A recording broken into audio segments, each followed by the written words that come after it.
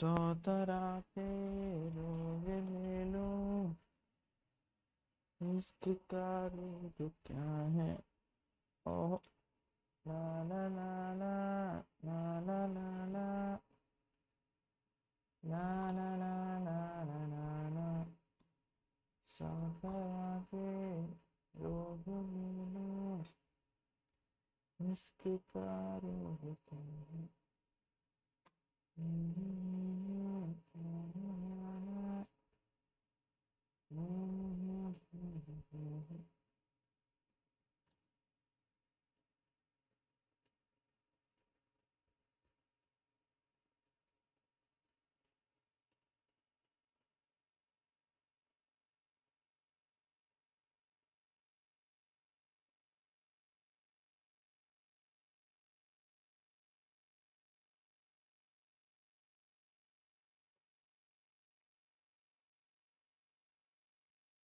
जय हिंद दोस्तों, मैं शरीफ फिर से स्वागत है आप सभी का जी के जीएससीए वाई विशाल सर पे। जैसा कि आप सभी लोग जानते हो, डेली मॉर्निंग में सुबह 5 बजे, डेली शाम को 8 बजे आप सभी लोग मेरे साथ सिर्फ 2 क्लासेस कवर करते हो। ये 2 क्लासेस वो क्लासेस हैं जो इंडिया के, चाहे किसी भी स्टेट की मैं बात करूं या किसी भी यूनियन टेरिटरी की बात करूं या हम लोग सेंट्रल गवर्नमेंट की बात करें, एग्जाम चाहे कोई सा भी हो, किसी भी स्टेट का हो, कुछ भी हो, कोई फर्क नहीं पड़ता। बस उस एग्जाम के अंदर जीके जीएस आनी चाहिए। अगर उस एग्जाम के अंदर जीके जीएस या करंट अफेयर जैसे क्वेश्चंस आते हैं तो मेरा आपसे वादा रहता है, जैसा कि आपको पता है, अपनी क्लास से सिंगल क्वेश्चन बाहर जाने का नहीं है। जैसा कि मैं पहले से आपसे बता चुका हूं, क्योंकि हम लोग करते हैं स्क्रीनशॉट सेशन। तो स्टार्ट करते हैं आज के सेशन को। सबसे पहले कल के जो क्वेश्चन छूट गए थे उन क्वेश्चन को कवर करेंगे, उसके बाद अपनी आगे सीरीज हम लोग स्टार्ट कर लेंगे। बाकी सारी चीजें आपको दोस्तों इन्फॉर्मेशन पता ही है, किस किस एग्जामिनेशन के लिए, यानी कि ऑल एग्जामिनेशन के लिए आप लोग मेरे साथ इस क्लास को कवर किया करते हो। तो स्वागत है आपका exam Harrier claim your selection YouTube channel पर। एक बार पहले मुझे कमेंट कर दो, नेहा राजपूत जी, पवन यादव, सुधीर प्रजापति जी, नितिन मौर्य भैया, शिवाजी, अलका गुप्ता, प्रिया बिंदास, उर्मिला, नूब गेमिंग, विमलेश मौर्य, राज दा मिस्ट्री, अलका गुप्ता जी, एक बार मुझे कमेंट कर दो, आप लोगों के पास मेरी आवाज के अलावा कोई और आवाज तो नहीं आ रही जिससे आपको पढ़ने में परेशानी हो। एक बार पहले मुझे कमेंट कर दो, फिर हम लोग आगे बढ़ते हैं आज के सेशन पर। कल दोस्तों 15 क्वेश्चन कवर करने के बाद मैं 16वां क्वेश्चन जो अधूरा छोड़ दिया था क्योंकि टाइम अप हो गया था। तो क्वेश्चन है, आधुनिक अर्थशास्त्र का जनक निम्नलिखित में से दोस्तों किसे कहते हैं। अगर हम लोग बात करें अर्थशास्त्र की, अर्थशास्त्र को नॉर्मल तौर पे आप दोस्तों क्या कहते हो, तो दोस्तों जो आपका अर्थशास्त्र होता है, नॉर्मल तौर पर जो आपका अर्थशास्त्र होता है, अर्थशास्त्र देखा जाए एक सब्जेक्ट भी होता है। अर्थशास्त्र को हम लोग दोस्तों इकोनॉमिक्स, अर्थशास्त्र को हम लोग इकोनॉमिक्स के नाम से जानते हो, और ये आपको दोस्तों पढ़नी पड़ती है अगर आप किसी अच्छे एग्जामिनेशन की तैयारी करोगे तो आधुनिक अर्थशास्त्र का जनक निम्नलिखित में से किसको जाना जाता है, उस व्यक्ति का दोस्तों नाम होगा एडम स्मिथ। एडम स्मिथ को हम लोग अर्थशास्त्र के जनक के रूप में दोस्तों जानते हैं। जो नकदी, जो हम लोग दोस्तों अपने पास, हमारे पास जो नकदी होती है और नकदी का दोस्तों जो लेन देन होता है, इससे कौन कौन से प्रभाव पड़ते हैं, इस प्रकार का जो सिद्धांत था, इस प्रकार का जो सिद्धांत था, इसका प्रतिपादन किसके द्वारा किया गया था, तो याद रखना एडम स्मिथ के द्वारा, एडम स्मिथ के द्वारा इसका प्रतिपादन दोस्तों किया गया था। अगर मैं आपसे कह दूं, एक मिनट रुकना, फिशर ने किया था। यह जो प्रतिपादन है दोस्तों, ये किसके द्वारा किया गया था, ये आपके फिशर के द्वारा, एक वैज्ञानिक थे जिनका नाम था फिशर, फिशर के द्वारा दोस्तों कहा गया था। अगर मैं आपसे कह दूं कल्याण अर्थशास्त्र का जनक किसे कहते हैं, कल्याण अर्थशास्त्र, जो कल्याण अर्थशास्त्र है, कल्याण अर्थशास्त्र का दोस्तों जो सिद्धांत है, ये किसके द्वारा दिया गया था, इनका नाम आपको याद रखना है अमर्त्य, अमर्त्य सेन दोस्तों इनका नाम था, अमर्त्य सेन इनका नाम था। जिन्होंने क्या किया था, तो आपको याद रखना है, इन्होंने दोस्तों हमारे भारत के अंदर कल्याण अर्थशास्त्र का आपका सिद्धांत दिया था। इसीलिए इस व्यक्ति को दोस्तों ध्यान रखना, हमारे भारत के अंदर ऐसे 2 लोग हैं जिनको अर्थशास्त्र में नोबेल पुरस्कार भी मिला है। अब वो 2 लोग कौन कौन से हैं, पहले व्यक्ति का नाम मैं आपको बता दूं, अमर्त्य सेन। पहले व्यक्ति का नाम दोस्तों अमर्त्य सेन है। इनको इकोनॉमी में नोबेल पुरस्कार सबसे पहले 1998 में दोस्तों मिला। 190 98 में मिलता है। और दोपहर याद रखना अभिजीत बनर्जी इनका नाम है, दोपहर दोस्तों अभिजीत बनर्जी इनका नाम है। इनको 2019 में अर्थशास्त्र का नोबेल पुरस्कार दिया जाता है। हमारे भारत के अंदर आर्थिक उदारीकरण का जनक किसे कहते हैं? हमारे भारत के अंदर आर्थिक उदारीकरण का जनक, आर्थिक उदारीकरण का जनक हम दोस्तों निम्नलिखित में से किसको कहते हैं? तो आपका आंसर होना चाहिए डॉक्टर मनमोहन सिंह। डॉक्टर मनमोहन सिंह जो हैं दोस्तों, उनको हम लोग किस नाम से जानते हैं? आर्थिक उदारीकरण के जनक के रूप में दोस्तों जानते हैं। कपूर जी, कपूर जौका जी कह रहे हैं सर राइटिंग अच्छी करो, समझ में नहीं आती प्लीज। कपूर जौका जी, मुझे बस एक छोटी सी चीज समझ नहीं आती, एक छोटी सी चीज। मैं यहां पर आपको जो पढ़ाता हूं मुंह से तो बोलता हूं ना।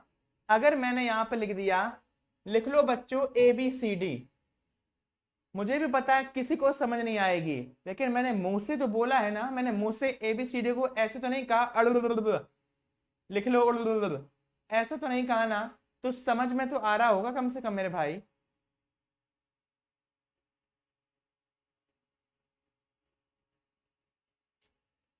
ठीक है, तो क्वेश्चन का जो आंसर था 16 का वो एडम स्मिथ हो जाएगा। बाकी कुछ पॉइंट आपको एक्स्ट्रा ये याद रखने हैं जो मैंने आपको यहाँ पर बता दिए हैं।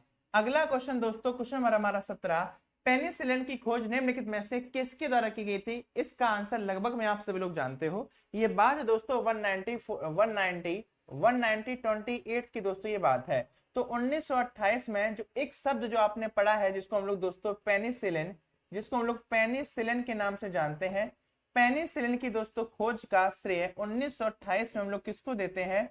उस व्यक्ति का नाम लुइस पास्चर होगा, उस व्यक्ति का नाम चार्ल्स डार्विन होगा, उसका नाम अलेक्जेंडर फ्लेमिंग होगा। तो आंसर याद रखना, अलेक्जेंडर फ्लेमिंग के द्वारा 1928 में इसकी खोज दोस्तों कर दी गई थी। विभिन्न प्रकार से पेनिसिलिन के शुगर वाले लोगों को इंजेक्शन इत्यादि भी लगते हैं, आपने देखे होंगे, नॉर्मल सी बात है। अगर मैं आपसे ये कहूं, इसमें से इंपॉर्टेंट कुछ लोग हैं यहां पर दोस्तों, जो ग्रेगर मेंडल है, इसको पता किस नाम से जाना जाता है? इसको याद रखना, अनुवांशिकता, इसको अनुवांशिकता का पिता कहा जाता है, इसको अनुवांशिकता का पिता कहा जाता है। अगर मैं कहूं यहां पर आपके चार्ल्स डार्विन को हम लोग किस नाम से जानते हैं? इनको याद रखना दोस्तों, प्राकृतिक चयन का जनक। प्राकृतिक चयन का सिद्धांत किसके द्वारा दिया गया था? तो प्राकृतिक चयन का जो सिद्धांत है वो दिया था चार्ल्स डार्विन के द्वारा। अगर मैं बात करूं जिनका नाम है लुइस पास्चर जी ने दोस्तों निम्नलिखित में से किस चीज के निर्माण किया था? एक शब्द आपने पढ़ा होगा पाश्चुरीकरण, एक शब्द आपने पढ़ा होगा पाश्चुरीकरण। तो पाश्चुरीकरण का जो सिद्धांत है, यह सिद्धांत दोस्तों किसने दिया था? यह सिद्धांत लुइस पास्चर ने दिया था। यह सिद्धांत वो है दोस्तों जो किस पे काम करता है? एक प्रकार से टीकाकरण के रूप में काम करता है। यह किस रूप में काम करता है? यह आपके टीकाकरण के रूप में काम करता है। इस प्रकार से आपको ये बातें याद रखनी है। हो गया? कपूर जौगा जी, मैं पूरी कोशिश अपनी तरफ से करूंगा कि मैं बेटर से बेटर लिख पाऊं। ठीक है, थोड़ा टाइम लगता है चीजों में, बाकी थोड़ा जो जल्दी चीजों में होती है ना उसमें थोड़ी प्रॉब्लम होती है। बाकी हम लोग पूरी कोशिश करेंगे आपकी बात को समझने की। अगला क्वेश्चन देखो, किस देश में दुनिया का सबसे लंबा लिखित संविधान है? अब देखो, मैंने आपको ये क्वेश्चन बहुत डिटेल में पढ़ाया है। जब हम लोग बात करते हैं चेचक का टीका, हाँ जी नॉर्मल सी बात है। अगर मैं आपसे बात करूं, ये बहुत पुराने क्वेश्चन चेचक के टीके, इंपॉर्टेंट बात है यहां पर सबसे लंबा संविधान। देखो, जब भी हम लोग बात करते हैं कॉन्स्टिट्यूशन की, तो कॉन्स्टिट्यूशन के कितने प्रकार होते हैं? मैंने आपको 2 प्रकार से बताया है, 2 प्रकार से, उनमें भी 2 प्रकार होते हैं कॉन्स्टिट्यूशन के, 2 प्रकार, उसमें भी 2 प्रकार अलग अलग से। तो सबसे इंपॉर्टेंट यहां पर जो बात आती है वो ये आती है कि कॉन्स्टिट्यूशन वर्तमान में सबसे लंबा किस देश का है, वो भी लिखित तौर पर। तो एकमात्र आंसर जो आता है वो दोस्तों हमारे भारत का आता है। भारत का संविधान विश्व का सबसे लंबा लिखित संविधान है। अगर आपके पेपर में यह कहा जाए वर्ल्ड फर्स्ट, अगर मैं ये आपसे ये कहा जाए वर्ल्ड फर्स्ट कॉन्स्टिट्यूशन, दुनिया का पहला संविधान दोस्तों जो किस प्रकार का है, जो याद रखना रिटन में संविधान था, वो था 1789 में। 1789 में किस देश का संविधान, उसको दोस्तों आप लोग यूएस के नाम से जानोगे। सबसे बड़ा या लंबा कह दिया जाए, सबसे बड़ा या लंबा, तो आंसर क्या होगा हमारे भारत का। हमारे भारत का संविधान दोस्तों सबसे बड़ा है, हमारे भारत का संविधान सबसे लंबा है। लगभग दोस्तों 35 प्लस देशों के मार्गदर्शन को करते हुए हमारे भारत का संविधान निर्मित होता है। हमारे भारत का संविधान दोस्तों वो संविधान है जिसको इम्प्लीमेंट भारत शासन अधिनियम, जिसका इम्प्लीमेंट भारत,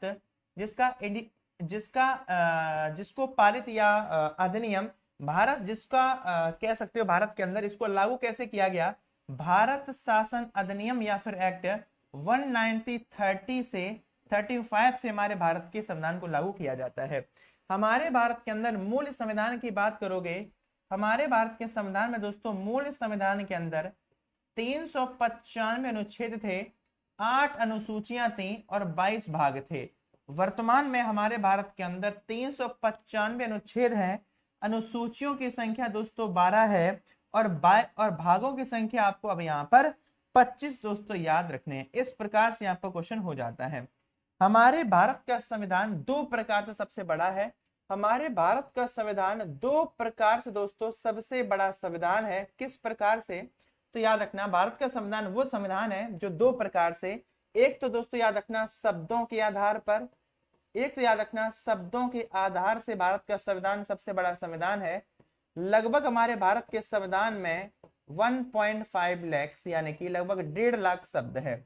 और अनुच्छेदों की मैं बात कर दूं, अनुच्छेदों के हिसाब से भी भारत का संविधान दुनिया का सबसे बड़ा संविधान बन जाता है।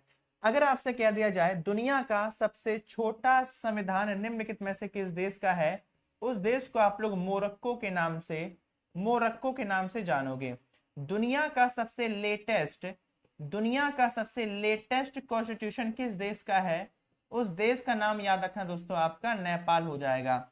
दुनिया में सबसे बड़ा आलिखित संविधान किस देश का है, आलिखित, अगर कह दिया जाए आलिखित संविधान तो एग्जाम्पल के तौर पर आप यूनाइटेड किंगडम देश को याद रख सकते हो। लेकिन ये कभी मत सोचना कि यूनाइटेड किंगडम का जो संविधान है वो आलिखित है, मतलब लिखा हुआ नहीं है। ये बात प्रॉपर तरीके से गलत है। क्यों गलत है, क्योंकि इनका संविधान लिखा हुआ है लेकिन एक जगह पर लिखा हुआ नहीं है, कुछ चीजें अलग हैं। जैसे फंडामेंटल राइट्स अलग लिखे हुए रखे हैं, फंडामेंटल। सर आप बहुत अच्छा पढ़ाते हो, लिखवाते भी हैं, जिसको समझ नहीं आता उसका ध्यान कहीं और होता है। मुकेश पवार जी कोई बात नहीं, हमारे जो कपूर झोंका जी जो भी थे बहुत अच्छे स्टूडेंट है, सब लोग बढ़िया हो। करण कुमार जी, हाँ जी मैंने पढ़ा दिया, बट प्रॉब्लम पता क्या होती है, प्रॉब्लम ये होती है कि मैं थोड़ा कभी कभी फ्लो में आ जाता हूँ, तो इसलिए मुझे ये लगता है कि जो मैं बोल रहा हूँ, क्योंकि मैं ये समझता हूँ कि जितने बेहतर तरीके से मैं आपको पढ़ाता हूँ कि कौन सी चीजें लिखनी है कौन सी चीजें नहीं लिखनी है, मतलब मैं अपने बच्चों की जो फीलिंग्स है वो अपने अकॉर्डिंग ये समझता हूँ कि आप लोगों को लिखने की आवश्यकता नहीं है। अब कोई बच्चा हर चीज लिख रहा हो तो देखो उसमें मेरी गलती तो है नहीं, मैं आपको हर चीज का गाइडेंस देता हूँ कि कौन सी चीजें लिखनी है कौन सी चीजें नहीं लिखनी है, ठीक है। क्योंकि आप लोग जो अब तक गलती करते चले आए हो वो गलती कब तक बेचारे करोगे आप, है ना, इसलिए मैं आपसे कहता हूँ। बाकी एक बात मैं आप सभी को अलर्ट देने के लिए एक अलर्ट भी दूंगा कि इस क्लास में किसी भी बच्चे को कोई प्रेशर नहीं है कि नहीं विशाल सर बहुत अच्छा पढ़ाते हैं, सर्वश्रेष्ठ टीचर हैं, आप उन्हीं से पढ़ो, आपके ऊपर ऐसा कोई प्रेशर नहीं है। हाँ, अपनी जिंदगी में जब आप हार जाओ जीके जीएस से, तब सबसे लास्ट में मुझे बताना कि सर मैं बिल्कुल हार चुका हूं, अब मैं क्या करूं, ठीक है। तो आप मेरे साथ बस 3 महीने रेगुलर रह लेना, उसके बाद एग्जाम दे लेना, ठीक है, बस इतना कर लेना, बाकी जैसे ही आपकी मर्जी, you can do everything. Question पूरा हो गया, अगले पर आओ। अगला क्वेश्चन है इंग्लिश चैनल को तैरकर पार करने वाली पहली महिला का नाम क्या है। इंग्लिश चैनल को तैरकर पार करने वाली, दोस्तों जब भी हम लोग बात करते हैं इंग्लिश चैनल को, जब भी हम लोग बात करते हैं किसकी, इंग्लिश चैनल, ENGLISH चैनल, जब भी हम लोग बात करते हैं किस चैनल की, याद रखना इंग्लिश चैनल की। क्या है ये इंग्लिश चैनल, इंग्लिश चैनल वो चैनल है जो दो देशों को जोड़ता है। अच्छा, कौन कौन से दो देशों को इंग्लिश चैनल दोस्तों जोड़ता है? तो कैसे, क्या, क्यों, क्या करोगे आप, कैसे इसको याद रखोगे? तो मैं आपको बताता हूं। ये आपके दोस्तों ग्रेट ब्रिटेन को, यहाँ पर इंग्लैंड मत कर देना, ये क्या करता है, ये आपके ग्रेट ब्रिटेन को, ओके, ये क्या करता है, ये ग्रेट ब्रिटेन को दोस्तों आपके फ्रांस से, ग्रेट ब्रिटेन को फ्रांस से क्या कर देता है, अलग करता है। सबसे पहला पॉइंट तो आप लोग मेरे साथ ये लिखोगे। दूसरी बात मैं आपको बताऊंगा, ये और क्या करता है, नंबर 2 पर पॉइंट लिखना, यही जो चैनल है दोस्तों ये आपके अटलांटिक, यही चैनल और क्या करता है, यही चैनल दोस्तों, यही चैनल अटलांटिक महासागर को, यही चैनल अटलांटिक महासागर को उत्तरी सागर से क्या करता है, उत्तरी सागर से दोस्तों जोड़ता है। ये 2 पॉइंट तो आपको यहां पर याद रखने हैं। अब लिखिए, अब मुद्दे पर आओ। एक बात और मैं आपको बता दूं, इसके सामने कौन सी जल संधि है, इसके जस्ट स्ट्रेट में आपको बता दूं, इसके जस्ट स्ट्रेट में डोवर जल संधि है। ये भी याद रखना, डोवर जल संधि है। और डोवर जल संधि पता कौन सी जल संधि है? डोवर जल संधि वो जल संधि है जो सेम काम करती है इंग्लिश चैनल के तौर पर, ये ग्रेट ब्रिटेन और फ्रांस को अलग करती है। अब आ जाओ इंपॉर्टेंट पॉइंट पर। अगर आपके पेपर में यह कह दिया जाए इसकी सर जी कुल मिला के लंबाई कितनी है, इसकी लेंथ कितनी है, 560 किलोमीटर इसकी लेंथ है। अगर मैं आपसे ये पूछ दूं इसकी दोस्तों चौड़ाई यानी कि विड्थ कितनी है, तो 240 किलोमीटर इसकी विड्थ है। लेकिन जब ये डोवर जल संधि के पास पहुंचती है, जब ये डोवर जल संधि के पास पहुंचती है, तब इसकी चौड़ाई सबसे कम हो जाती है, सिर्फ और सिर्फ 34 किलोमीटर इसकी चौड़ाई हो जाती है। Most important question for ever. अब लिखिए इंपॉर्टेंट बात मेरी, पूछा गया इंग्लिश चैनल को पार करने वाली पहली महिला डैश थी। क्वेश्चन उसने बहुत गंदा पूछा है। क्यों? इसने क्वेश्चन ये पूछा है, जो इंग्लिश चैनल है इसको पार करने वाली फर्स्ट वुमन पूछ दिया है आपसे, पहली वुमन ना, आपसे ये पूछा है भारतीय थी। मतलब आपको सबसे पहले ये पता होना चाहिए महिला कौन थी, फिर ये पता होना चाहिए किस देश की थी, तब आप क्वेश्चन का आंसर मार पाओगे। तो मैं आपको क्वेश्चन का अगर आंसर बताऊं, एक भारतीय नहीं होगा, ठीक है। क्वेश्चन का अगर आपसे आंसर पूछा जाएगा तो आप लोग करेक्ट आंसर दोगे, एक अमेरिकन थी वो एक अमेरिकन थी। अच्छा, इन्होंने कब इसको तैरकर पार किया था? 1926 की ये बात है। तैरकर पार करने वाली महिला का नाम क्या था? उनका नाम आप लोग दोस्तों याद रखना, गर्टरूड एडरले उनका नाम था। ये यूएसए से बिलोंग करते हैं। 1926 की दोस्तों ये बात है। अब यहां पर आओ एग्जाम ओरिएंटेड पॉइंट पर। अगर मैं आपसे ये कह दूं फर्स्ट इंडियन की बात, अगर मैं आपसे ये कह दूं प्रथम भारतीय महिला का नाम क्या था, फर्स्ट इंडियन 1959 की डेट डालना। महिला का नाम क्या था दोस्तों? तो याद रखना आरती शाह। महिला का नाम क्या था? आरती शाह। आप लोग महिला का नाम लिखोगे। यहीं पर दोस्तों फर्स्ट इंडियन, यहीं पर फर्स्ट इंडियन मेल पूछ दिया जाए, फर्स्ट इंडियन मेल पूछ दिया जाए, इनका नाम क्या था? फर्स्ट इंडियन जो मेल थे दोस्तों 1958 में नाम क्या था? मिहिर सेन उनका दोस्तों नाम था। नाम क्या था? मिहिर सेन इनका नाम था। और इन्होंने इससे पहले दोस्तों 5 महाद्वीपों को, इन्होंने इसके पहले क्या रिकॉर्ड बनाया था? इन्होंने दोस्तों 5 महाद्वीपों को भी तैरा था। इन्होंने इससे पहले 5 महाद्वीपों को तैर कर रिकॉर्ड बनाया और तुरंत इन्होंने इंग्लिश चैनल को तैरकर पार कर दिया। ऐसा करने वाले प्रथम भारतीय पुरुष ये बन गए थे। इतनी बातें आपको दोस्तों याद रखनी है। इस प्रकार से पूरा क्वेश्चन जो होगा वो दोस्तों कवर हो जाएगा। अब इसमें कुछ भी मुझे बताने के लिए नहीं है। क्यों, क्या, कैसे, पूरी मैंने बात बता दी। जिस स्टूडेंट ने इंपॉर्टेंट चीज ना लिख पाई हो मैं आपको बता देता हूं। इंग्लिश चैनल तैरकर पार करने वाली प्रथम डैश थी। प्रथम का इसका मतलब है प्रथम तैरकर पार करने वाली जो महिला थी वो किस देश की थी? वो एक अमेरिकन महिला थी। उनका नाम क्या था? गर्टरूड एड्रेले उनका नाम था। वो यूएसए की थी। 1926 में उन्होंने ये कारनामा करके दिखाया था।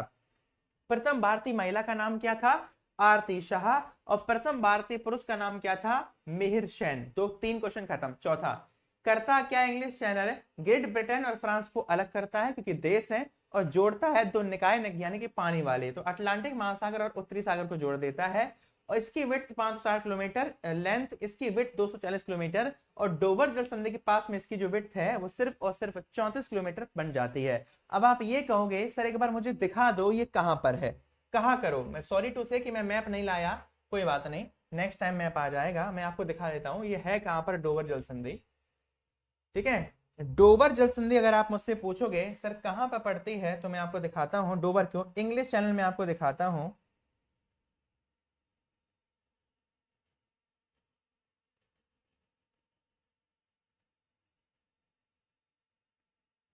चलिए, ये दोस्तों आपके सामने एक इमेज है, और ये इमेज दोस्तों आपको क्या दिखा रही है, इंग्लिश चैनल दिखा रही है। ये इमेज जो आपके सामने नाउ अवेलेबल है, ये इमेज आपको क्या दिखा रही है, ये इमेज आपको दोस्तों इंग्लिश चैनल दिखा रही है। ठीक है, अब मैं इस इंग्लिश चैनल को थोड़ा सा अगर दोस्तों जूम करूंगा तो आप अपनी स्क्रीन पर इस इंग्लिश चैनल को देख सकते होगे। ये देखो दोस्तों आपके सामने इंग्लिश चैनल है, नीचे जो देश है ये फ्रांस देश है, और ऊपर का जो देश है उसको इंग्लैंड आप कहते हो। दूसरी बात दोस्तों यहां पर इसकी जो हाईएस्ट विड्थ है ये 560 किलोमीटर नापी गई है, और इसी विड्थ को सबसे कम डोवर जल संधि के पास में कितना नापा गया है, सिर्फ 34 किलोमीटर मापा गया है। इसलिए ये क्वेश्चन बहुत ज्यादा इंपॉर्टेंट आपके पेपर में बन जाता है। ऐसे मुझे ये क्वेश्चन आपको कवर कराना था जैसे आपने ये क्वेश्चन मेरे साथ कवर कर लिया है। आई होप मेरी बात सबको समझ में आई होगी, बेहतर तरीके से आपने इस क्वेश्चन को दोस्तों मेरे साथ कवर किया होगा। इस प्रकार से ये देखो, देख रहे हो, एक्चुअल देखा जाए तो बिल्कुल सेम टू सेम इसी प्रकार का आपको देखने के लिए मिलेगा। जब आप अपने ऊपर प्लेन से बैठकर इंग्लैंड से गुजरोगे तब आपको ये देखने के लिए मिलेगा इस टाइप की इमेज। क्वेश्चन नंबर 20, कौन सी घटना 1757 में प्लासी की लड़ाई में अंग्रेजों की जीत के बाद घटी थी। देखो इन्होंने सबसे बड़ी बात क्या कही है, इन्होंने सबसे बड़ा जो पॉइंट कहा है वो ये कहा है सर एमटीएस के लिए इंग्लिश कहां से तैयार करें। यस सैनी जी, देखो एसएससी एमटीएस का बेटा जो एग्जाम होता है, एसएससी एमटीएस का जो एग्जाम होता है, इस एग्जाम को हल्के में मत लेना, लेकिन इसके द्वारा जो नौकरी मिलती है इसको आप बिल्कुल हल्के में ले सकते हो, जितना मर्जी हो उतने हल्के में आप ले सकते हो। ठीक है, इसका जो एग्जाम होता है उसमें जो इंग्लिश ग्रामर आती है, उस इंग्लिश ग्रामर में सबसे दो पॉइंट होते हैं। पहला पॉइंट होता है वोकैब का, वोकैब याद रखना, अपडेट याद रखना, अपडेट। एक दो चैनल है यूट्यूब पर ही, उनमें 15-15 मिनट के शो होते हैं, उन शो को देखना चालू कर दो। वोकैब के बाद एक चीज मैं आपको और बताता हूं जिसको आप कह रहे हो ग्रामर। अगर मैं ग्रामर की बात करूं, ग्रामर में दोस्तों कुछ कंसेप्ट है उनको आपको देखना पड़ेगा बस, क्योंकि प्रॉपर तरीके से एसएससी एमटीएस या संपूर्ण एसएससी एग्जामिनेशन के अंदर पहला पॉइंट आता है फिलिंग द ब्लैंक्स का, दूसरा आता है ईडीएम फ्रेजेस का, तीसरा आता है वन वर्ड सब्स्टिट्यूशन का, चौथा आता है दोस्तों कॉम्प्रिहेंशन का, पांचवा आता है एंटोनिम का, छठवा आता है सिनोनिम का। और इनमें दो दो तीन तीन क्वेश्चन, कॉम्प्रिहेंशन में 5 क्वेश्चन और 5 क्वेश्चन आपकी फिलिंग द ब्लैंक्स में। मतलब दोस्तों 60% वोकैब ही आती है, ध्यान रखना। अब पूरा पैटर्न चेंज हो चुका है, बैंकिंग का बना दिया है, तो दिमाग और दिल दोनों को खोल के पेपर देना, लेकिन अपडेट पैटर्न पर इंग्लिश आएगी, ये भाई का तुम्हारे वादा है। क्लियर है? चलिए, और मैं खुद दूंगा एसएससी एमटीएस का पेपर, परेशान मत हो। और जिन टीचरों को मैं फॉलो करता हूं, खैर अब तो मैं फॉलो नहीं करता क्योंकि मेरे पास ऑलरेडी नोट्स हैं, तो और मैंने टेलीग्राम पर भी आप लोगों को इंग्लिश ग्रामर के नोट्स दे रखे हैं, इंपॉर्टेंट नोट्स मेरे, मैंने अपने खुद जो बनाए थे उसमें से काफी पार्ट्स मैंने आपको दोस्तों अपने ही नोट्स के दे रखे हैं।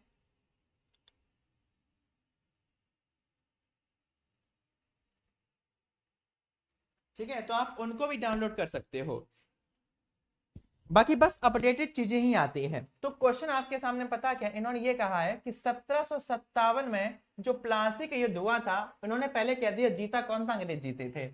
सबसे बड़ी बात और इंपॉर्टेंट बात कि प्लासी का जो युद्ध था वो हुआ कब था। अगर मैं दोस्तों प्लासी का बैटल कहूं या प्लासी का अगर मैं वॉर कहूं, तो वो घटना घटती है 23 जून को, याद है 17 जून दोस्तों 1757 को यह घटना घटती है। किसके बीच घटती है ये घटना, याद रखना। नवाब था बंगाल का, ठीक है, बंगाल का दोस्तों नवाब था, ठीक है, बंगाल का नवाब जिसका नाम क्या था, सिराजुद्दौला। नाम क्या था इसका, सिराजुद्दौला दोस्तों इसका नाम था। और दूसरी तरफ अगर आपसे पूछ दिया जाए वर्सेस में कौन था, तो याद रखना ईस्ट इंडिया कंपनी अपने वर्चस्व के लिए पहुंच गई थी। और इसको हराने के बाद में ब्रिटिश ईस्ट इंडिया कंपनी जो थी उसने जीत स्थापित करके किस व्यक्ति को यहां पर पेंशन देकर यहां पर दोस्तों नवाब बना दिया था। उस व्यक्ति का नाम क्या था, मीर जाफर का नाम आपने दोस्तों सुना होगा, मीर जाफर का नाम आपने सुना होगा। इसके अधिपत्य में ये क्षेत्र छोड़ दिया था। महत्वपूर्ण घटना कौन सी घटी थी, तो बंदरगाह वाले शहर मद्रास, कलकत्ता और मुंबई को नष्ट किया गया। बिल्कुल गलत, ऐसा कुछ नहीं है। कोई भी नई इमारत और संस्थान, ये फालतू की बातें हैं। ब्रिटिश ईस्ट इंडिया कंपनी के व्यापार का विस्तार हो गया। सबसे इंपॉर्टेंट बात जो है वो यही है कि जब इसने बंगाल पर अपना आधिपत्य स्थापित कर दिया, तब जो ब्रिटिश ईस्ट इंडिया कंपनी थी जिस मकसद से उसने इन पर आक्रमण किया था, उस आक्रमण को संपन्न कर इन्होंने अपने व्यापार में बहुत अच्छी तरीके से विस्तार कर लिया था। यही इंपॉर्टेंट क्वेश्चन हो जाएगा। लोग मद्रास, कलकत्ता, बंबई जैसे औपनिवेशिक शहरों से दूर हो गए, कोई मतलब नहीं बनता। सीधी सी बात है, 3 इज द करेक्ट आंसर आपका दोस्तों हो जाएगा। ये आपका डाटा पूरी तरीके से कवर हो जाता है। ठीक है भैया, चलिए सर, वर्ल्ड वाइड वेब में पंजीकृत पहला डोमेन का नाम क्या था। दोस्तों आप सभी को पता है, आपके एग्जाम में www का फुल फॉर्म बहुत बार पूछा जाता है, लेकिन अब नहीं पूछता। अब उसने डीप क्वेश्चन पूछ दिया है, वो ये कि www एक प्रकार का डोमेन है, लेकिन ये एक प्रकार की ऑफिशियल साइट थी। और इस साइट से संबंधित कौन सी साइट पहले बनी थी। अभी जब आप फेसबुक सर्च करते हो, पहले अब तो एफ भी डाल देते तो काम हो जाता है, लेकिन पहले हम लोग डिटेल में डालते थे। डिटेल में डालोगे तो कैसे लिखोगे, www.facebook.com ऐसे लिखोगे ऑफिशियल, और नहीं भी लिखोगे तो www ऑटोमेटिकली आ जाता है। अब आप ये कहोगे सर प्रूफ दिखाओ, पूछा करो। तो देखो मेरा मैं आपको अगर प्रूफ दिखाऊं इस चीज का, कुछ भी आप डाल दो, कुछ भी आप डालोगे तो आपको www दोस्तों जरूर देखने के लिए मिलेगा। जैसे मैं आपको देखता हूं, शायद हो, अगर मैं यहाँ पर दोस्तों फेसबुक डालता हूं, जैसे मैंने फेसबुक डाला तो देखना ये आपके सामने आ गया www आ गया। इस www का मतलब क्या है, ये एक प्रकार का डोमेन है। तो आपसे ये पूछा गया कि जब www आया तब पहला डोमेन कौन आया, ये बात आपसे पूछी गई है। तो पहला जो डोमेन था वो निम्नलिखित में से कौन सा था, वन लाइनर क्वेश्चन है। उसका नाम याद रखना, लिनक्स था, सर्वर था, कंप्यूटर था या सेम्लिक्स था। सेम्लिक्स इज द करेक्ट आंसर होगा। ये कब आया था, ये पैदा हुआ था दोस्तों 15 मार्च को, 15 मार्च 1985 को पहली बार दोस्तों ये आया था। खत्म, वन लाइनर है बिल्कुल, कंप्यूटर का क्वेश्चन था। किसने स्वदेशी आंदोलन के माध्यम से औपनिवेशिक शासन के उग्रवादी विरोध की वकालत नहीं की थी। इनमें से एकमात्र दोस्तों ऐसा व्यक्ति था जिसने स्वदेशी आंदोलन के माध्यम से औपनिवेशिक शासन के उग्रवादी विरोध की वकालत नहीं की थी। Who did not advocate militant opposition to colonial rule through the swadeshi movement. Option, Gopal Krishna Gokhale के द्वारा, लाला लाजपत राय ने नहीं की थी, बाल गंगाधर तिलक ने नहीं की थी, या बिपिन चंद्र पाल के द्वारा दोस्तों नहीं की गई थी। सबसे बड़ी मैं आपको बता दूं, उग्र विचारधारा वाले जो लोग थे वो कौन से थे, उग्र विचारधारा वाले जो लोग थे दोस्तों, वह लोग कौन थे। आप में से काफी स्टूडेंट ऐसे होंगे जिनके कुछ दोस्त होंगे, वो दोस्त दोस्तों इतने हरामी होते हैं, अगर कहीं पर लड़ाई हो जाए तो वो जो दोस्त होते हैं ना सबसे पीछे खड़े होते हैं, और वो एक ही बात कहते हैं, मार साले को। और एक कहता है मार साले को, पीछा वाला उठा के क्या पता जूता फेंक के मार दे। और जब एक जूता फेंक के मार रहा है तो अगला विपक्ष गाली देने लगता है। तो जो 4 दूर खड़े थे आपके दोस्त, जो हरामी टाइप के होते हैं, वो भाई साहब लात जूता करने लगते हैं, मार मोर के भाग लेते हैं। ऐसे दोस्त होते हैं ना कुछ, आप में देखोगे आपके फ्रेंड सर्किल में। मेरे भी फ्रेंड सर्किल में कुछ ऐसे दोस्त हैं, बस उनको फोन कर दो कि भाई लड़ाई हो गई है, बस इतना बता दो, उनका काम है पेल के मारो और निकल लो वहां से, एक ही काम उनका है। तो सेम ये बात है उग्र विचारधारा। हेलो, हाँ भाई, बढ़िया बढ़िया बढ़िया, कोई बात नहीं, जो गलती माफ कर दे भाई, कोई बात नहीं, बैठ के सुलह करते हैं, मिलके बैठ के फिर मारा, हद है यार, बुला के मारा, ये बातें हैं। तो ऐसे 4 व्यक्तियों के नाम कौन कौन से थे, और इनमें से एक व्यक्ति अलग है, वही क्वेश्चन का आंसर है। तो नंबर 1 पर याद रखना दोस्तों, एक का नाम है, देखो लाल बाल पाल तो हमेशा याद रखोगे आप लोग, हमेशा हमेशा। सबसे पहले बाल गंगाधर, सबसे पहला जो नाम आता है वो आता है बाल गंगाधर तिलक साहब का। नंबर 2 पर जो नाम आता है वो आता है लाला लाजपत राय, लाला लाजपत राय का। और नंबर 3 पर दोस्तों जो नाम आता है वो आता है बिपिन चंद्र, वो नाम आता है बिपिन चंद्र पाल का। लाल बाल पाल हो गई। अब चौथा मैं आपको नाम बता दूं, अरविंद घोष। चौथा जो नाम था उनका नाम था दोस्तों अरविंद घोष। अब इस ऑप्शन में एकमात्र ऑप्शन बचता है जो है गोपाल कृष्ण गोखले का। इन्होंने दोस्तों, ये सबसे बड़ी बात, ये क्या थे, ये एडवोकेट तो थे लेकिन इन्होंने वकालत नहीं की थी, क्योंकि ये उग्रवादी विरोध की वकालत नहीं करते थे। ये नॉर्मल व्यक्ति थे, कह सकते हो नरम थे, चरमपंथी या कह सकते हो उग्रवादी टाइप के नहीं थे। तो क्वेश्चन का आंसर गोपाल कृष्ण गोखले जो होगा वो करेक्ट आंसर दोस्तों हो जाएगा। ऐसे आप इस क्वेश्चन को याद रखोगे। दूसरी बात मैं आपको बता दूं, उस समय गोपाल कृष्ण गोखले के द्वारा दोस्तों एक वाक्य कहा गया था। उस समय इन्होंने एक वाक्य कहा था, उस वाक्य को आप लोग याद रखना। उस वाक्य में यह कहा गया था, हमारा उद्देश्य, इन्होंने क्या कहा था, इन्होंने ये कहा था, हमारा उद्देश्य आत्मनिर्भरता है, हमारा उद्देश्य आत्मनिर्भरता है, भिक्षावृत्ति नहीं। इन्होंने कहा था वृक्षावृत्ति नहीं। यह वाक्य निम्नलिखित में से किसका था? हमारा उद्देश्य आत्मनिर्भरता है, भिक्षावृत्ति नहीं। ये बात गोपाल कृष्ण गोखले ने कही थी। ऐसे आप इसको याद रखोगे।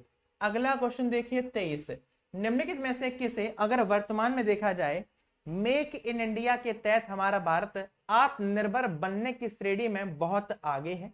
समझे, नंबर 1 पे बात करते हैं असॉल्ट राइफल्स की, ब्रह्मोस की, इसरो की, है ना। हमारा भारत बहुत अच्छे तख्त पर पहुंच रहा है आत्मनिर्भरता में, जैसा कि आप सभी लोग ऑलरेडी जानते हो।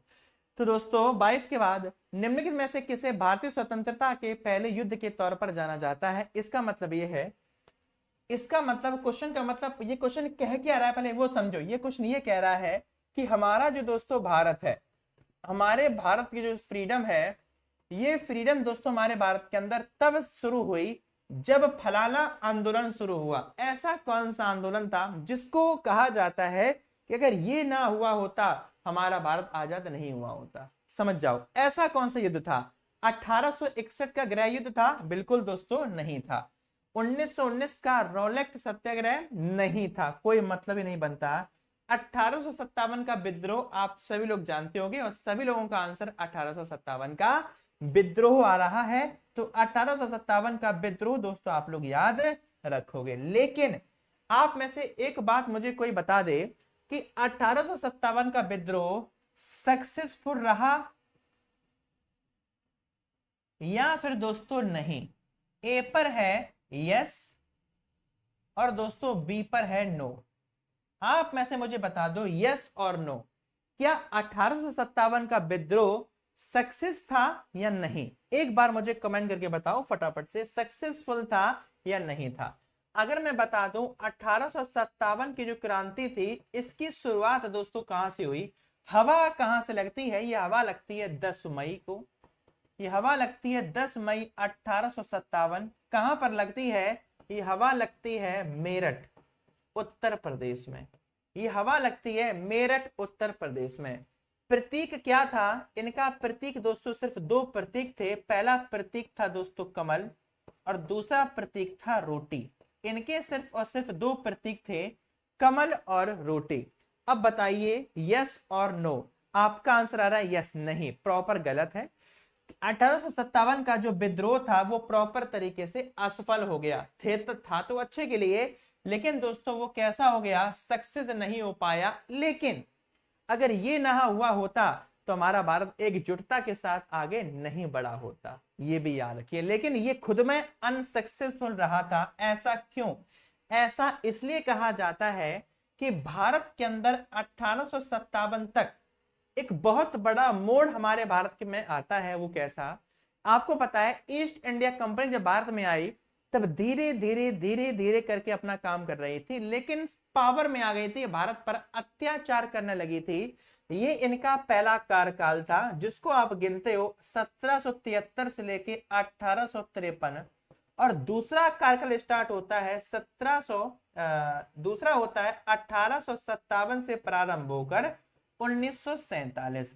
यहां पर ब्रिटिश ईस्ट इंडिया कंपनी ने जो हमारे भारत के ऊपर उत्पीड़न किया, पीड़ित किया, वो तो खत्म हुआ, लेकिन सत्ता हमारे भारत की सीधी चलेगी ब्रिटिश क्राउन के पास।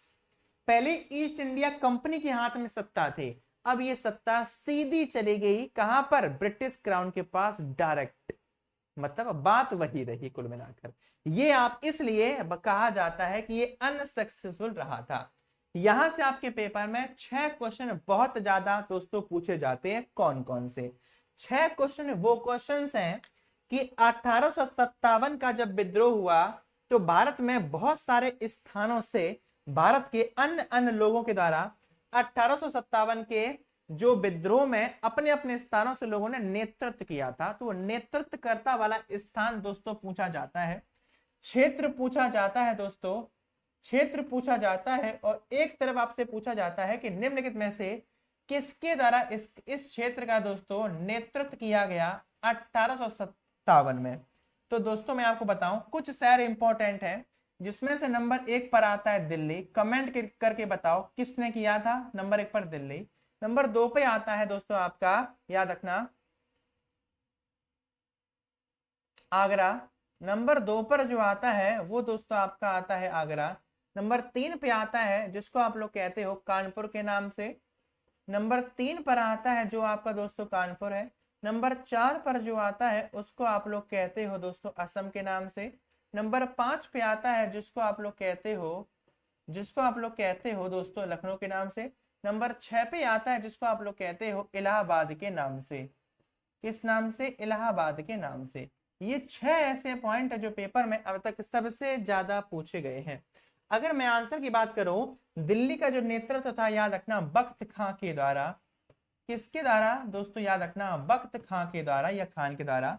आगरा का जो नेतृत्व था वो किसके द्वारा किया गया? क्या ये बात सही है? कुंवर सिंह के द्वारा। अगर मैं कहूं कानपुर का नेतृत्व किसने किया था, तो याद रखना दोस्तों आपके नाना साहेब के द्वारा, नाना साहेब के द्वारा। अगर मैं कहूं असम का नेतृत्व किसने किया था, तो याद रखना मनीराम। किसने? मनीराम दीवान, नाम था उनका मनीराम दीवान।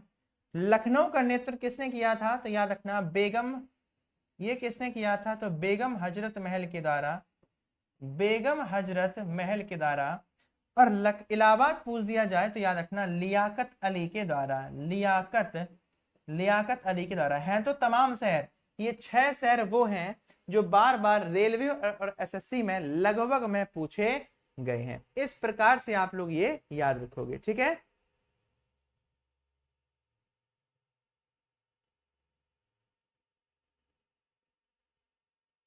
ठीक है, इस प्रकार से आप लोग पूरा का पूरा दोस्तों डाटा याद रखोगे, बहुत ज्यादा इंपॉर्टेंट है। अगला क्वेश्चन दोस्तों आपके सामने है, question number 24।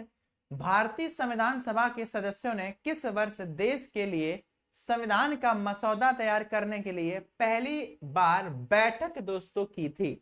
In which year did the member of the Indian constitution assembly meet for the first time to draft a constitution for country? Question मैंने बस इतना सा पूछा है कि भारतीय संविधान सभा के सदस्यों ने किस वर्ष देश के लिए संविधान का मसौदा तैयार करने के लिए पहली बार बैठक को गठित किया था? 1947 में, 1946 में। देखो 1946 तो कभी हो ही नहीं सकता, 47 या 50 का आंकड़ा हमेशा होता है। तो अगर मैं 47 और 50 का आंकड़ा अगर देखूं तो सीधी सी बात है इस क्वेश्चन में 48 होगा नहीं, 46 नहीं होगा, 49 नहीं होगा, 48 क्वेश्चन का जो आंसर होगा 190/40 दोस्तों 6 होगा। क्योंकि दोस्तों इसको कहा जाता है संविधान सभा की, क्योंकि इसको कहा जाता है संविधान सभा की बैठक। और वो भी कौन सी? संविधान सभा की प्रथम या पहली बैठक के नाम से आप इसको जानते हो।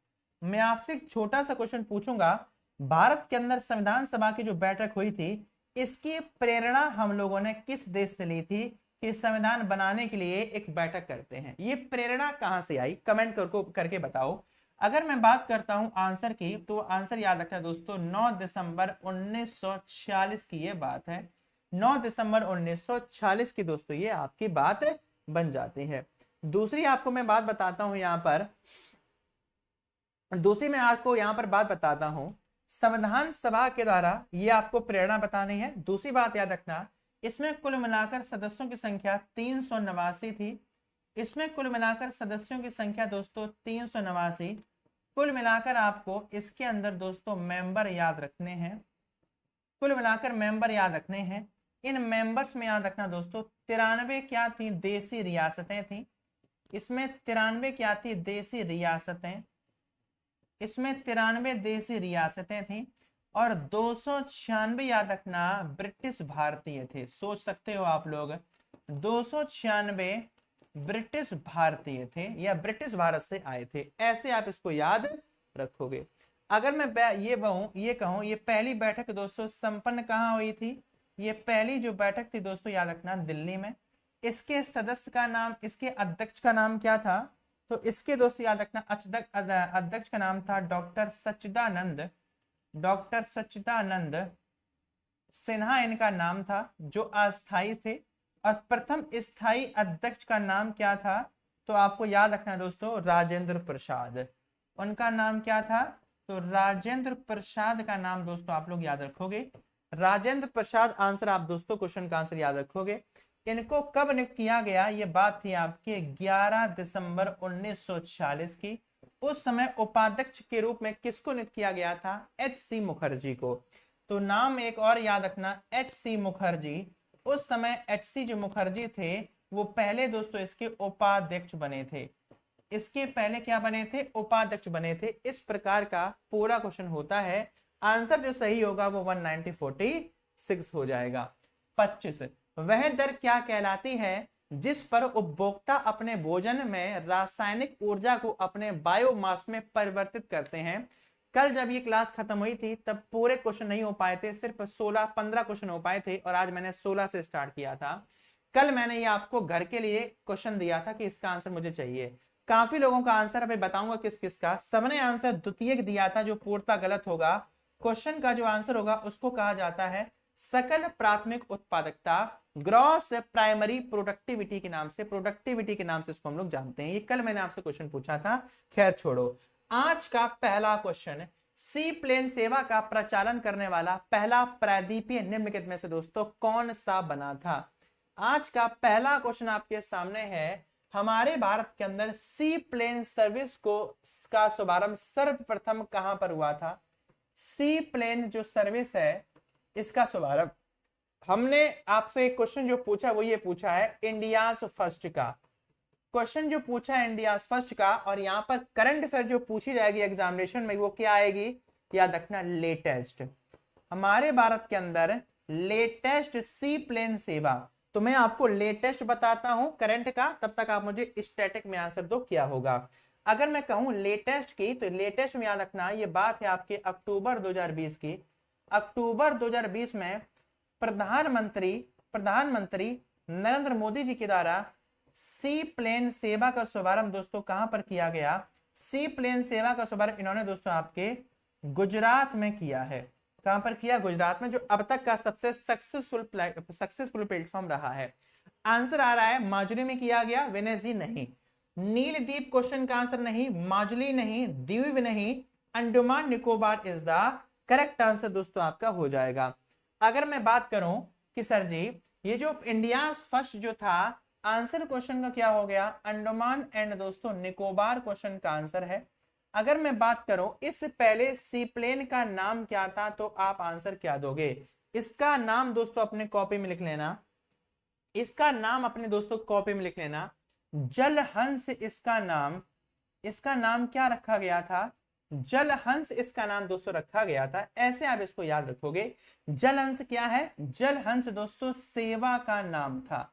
लेकिन मैं आपसे ये पूछ दूं इस प्लेन का नाम क्या रखा गया था? तो याद रखना दोस्तों कसीना CASSENA 208 इसका नाम दोस्तों था, जो पहला प्लेन था जो सबसे पहले उतरा था कहां पर, अंडमान निकोबार में। इस प्रकार से ये क्वेश्चन का आंसर आप लोग दोस्तों याद रखोगे। दूसरी बात याद रखना, इसके बाद दूसरा, अगर मैं आपसे पूछ दूं सेकंड कहां पर स्टार्ट किया गया था, सेकंड याद रखना 2013 में शुरू किया गया था आपके केरल के अंदर। उसके बाद तमाम प्रकार के प्रोजेक्ट चलाए गए, लेटेस्ट में 2020 गुजरात आप लोग याद रखोगे। क्वेश्चन नंबर 2, भारत के संविधान के लागू होने के समय इसमें मूलतः कुल कितने अनुच्छेद थे और वर्तमान में कुल कितने अनुच्छेद हैं। मैंने आपसे एक छोटी सी चीज पूछी है, वो ये पूछी है कि हमारे भारत के जो संविधान है दोस्तों, आपको पता होगा 2 वर्ष 11 महीने और 18 दिन का हमारे भारत ने परिश्रम किया, बहुत ज्यादा दोस्तों मेहनत की। और इस मेहनत के बाद में 26 नवंबर 1949 को हमारा संविधान प्रॉपर तरीके से दोस्तों बनके तैयार कर दिया गया। इसको दोस्तों याद रखना, इसकी अंतिम बैठक और इसको पारित करने की जो पूरा डाटा था, वो डाटा था 24 जनवरी 1950 का। कब का था? 24 जनवरी 1950 का था। ये बात आपको याद रखनी है। अंतिम समझौता, अंतिम दोस्तों जो इस पर हस्ताक्षर हुए थे, वो कुल मिलाकर कितने लोगों ने, 284 लोगों ने इस पर हस्ताक्षर दोस्तों कर दिए थे। जब हस्ताक्षर किए थे उस समय हमारे भारत के अंदर संविधान में दोस्तों 22 भाग थे। उस समय 8 अनुसूचियां थी। उस समय अनुच्छेद कितने थे? आंसर 395 आ रहा है। अनुच्छेद याद रखना, 395 अनुच्छेद क्वेश्चन का सही आंसर होगा। तो 92, 91, 96 या 95, 395 इज द करेक्ट आंसर होगा। अगर आपके पेपर में यह कहा जाए कि हमारे भारत के अंदर वर्तमान की उपस्थिति क्या है, वर्तमान में कहा जाए तो भाग याद रखना 22 से बढ़ाकर दोस्तों 25 भाग कर दिए गए हैं। अनुसूची 10 से हटाकर दोस्तों 12 अनुसूचियां दोस्तों आपको याद रखनी है। जब अनुसूचियां बढ़ेंगी तो भाग अपने आप बढ़ेंगे। और याद रखना वो भी संविधान संशोधन करके 12 अनुसूचियों के बाद में वर्तमान में भारत के अंदर अनुच्छेद उतने ही हैं, 395 भारत के अंदर अनुच्छेद है। लेकिन याद रखना वो बड़ी ए, बड़ा बी, छोटा ए, छोटा बा, वो मैं पढ़ा चुका हूं आपको। तो अगर आपको देखा जाए कि संशोधन करने के बाद में संशोधित अनुच्छेद हमारे भारत के अंदर वर्तमान में कुल कितने हैं, तो क्वेश्चन का आंसर क्या याद रखोगे? याद रखना भारत के अंदर कुल मिलाकर 448 आर्टिकल हैं। अगर सच में देखा जाए तो संशोधित अनुच्छेद वर्तमान में भारत के अंदर 448 हो चुके हैं, जो पहले 395 थे। ये बात दिमाग में डाल लेना, क्वेश्चन कोई भी पूछे तुरंत आप बता दोगे, उससे अधिक ही है। दूसरी बात, क्योंकि संविधान संशोधन बराबर हो रहे हैं, भारत के अंदर दोस्तों अब तक कुल कितनी बार कॉन्स्टिट्यूशन अमेंडमेंट हो चुका है? हमारे भारत के अंदर दोस्तों 106 संविधान संशोधन हो चुके हैं, जो दोस्तों बिल बन चुके हैं। और वैसे शायद 127 हो चुके हैं, लेकिन उनको माना नहीं गया। जो माने गए हैं और इंप्लीमेंट किए गए हैं उनकी संख्या आपको दोस्तों याद रखनी है, ठीक है? उनकी संख्या आपको याद रखनी है। ओरिजिनली स्टार्टिंग विथ 395 बिल्कुल, अभी वर्तमान की उपस्थिति मैंने आपको बताई, और 106 संविधान संशोधन। 106वां जो संविधान संशोधन है वो कौन सा है? ये भारत के अंदर याद रखना 106वां संविधान संशोधन क्या कहता है। तो दोस्तों 106वां कॉन्स्टिट्यूशन अमेंडमेंट जो एक्ट है, ये 2023 पता है क्या कहता है? अब आप ये कहोगे क्या कहता है? एक स्पेशल कंडीशन है इसमें, वो ये कंडीशन है, याद रखना, लोकसभा मतलब राज्यसभा, कहां? राज्यसभा को छोड़ दो, लोकसभा, साथ ही में राज्य की विधानसभाएं तथा राज्य की दोस्तों विधानसभाएं, एक तो लोकसभा, एक राज्य की विधानसभाएं, दूसरी याद रखना दोस्तों राष्ट्रीय राजधानी दिल्ली, राष्ट्रीय राजधानी, क्योंकि ये स्पेशल है भारत के अंदर, राष्ट्रीय राजधानी जो दोस्तों दिल्ली है, और इस दिल्ली के जो विधानसभा है सेम उसको भी उठा लो, और दिल्ली की विधानसभा, इन तीनों को दोस्तों मिलाकर, इन तीनों को मिलाकर क्या करोगे, इन तीनों में जितनी भी दोस्तों सीटें हैं, इन तीनों की दोस्तों सभी सीटों का 1/3 जो पार्ट है वो दोस्तों क्या होगा, आरक्षित कर दिया जाएगा। वो आरक्षित कर दिया जाएगा क्यों किया जाएगा, फॉर वुमेन के लिए। याद रखना दोस्तों, महिलाओं के लिए इसको रिजर्व कर दिया जाएगा। ये 106वां संविधान संशोधन यानी कि 127वां नॉर्मल तौर पर और इंप्लीमेंट होने वाला 106वां संविधान संशोधन है। निम्नलिखित में से कौन सा सार्वजनिक क्षेत्र उपक्रम एक महारत्न है दोस्तों, मेरे भाइयों और उनकी बहनों। क्वेश्चन ये कहा है मैंने, which of the following public sector undertaking is a Maharatna. इनमें से एक ऐसी कंपनी है जो महारत्न है, मतलब 3 कंपनी महारत्न नहीं है। बताओ आंसर क्या होगा। ऑप्शन में BHEL है, HAL है, BSNL है या BCCL है। आंसर बताइए क्या होगा, आंसर बताइए, क्वेश्चन का आंसर क्या होगा। सर मैंने आपको व्हाट्सएप किया, अंकुश जी एक बार मुझे दोबारा कर देना मेरे भाई।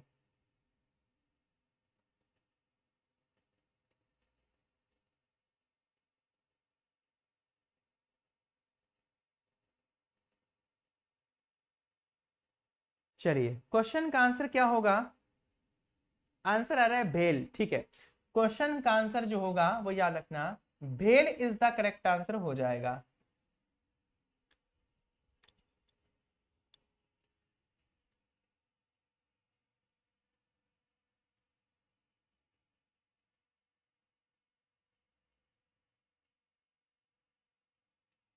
ठीक है दोस्त, क्वेश्चन का जो आंसर होगा वो भेल इज द करेक्ट आंसर हो जाएगा। अब समझो डिटेल में। सबसे बड़ी बात, जो भेल है इसका सर फुल फॉर्म क्या होता है। इसका जो फुल फॉर्म है वो है आपका भारत, इसका जो फुल फॉर्म है वो होगा Bharat heavy electronics, Bharat heavy मतलब इलेक्ट्रिकल है इसका फुल फॉर्म,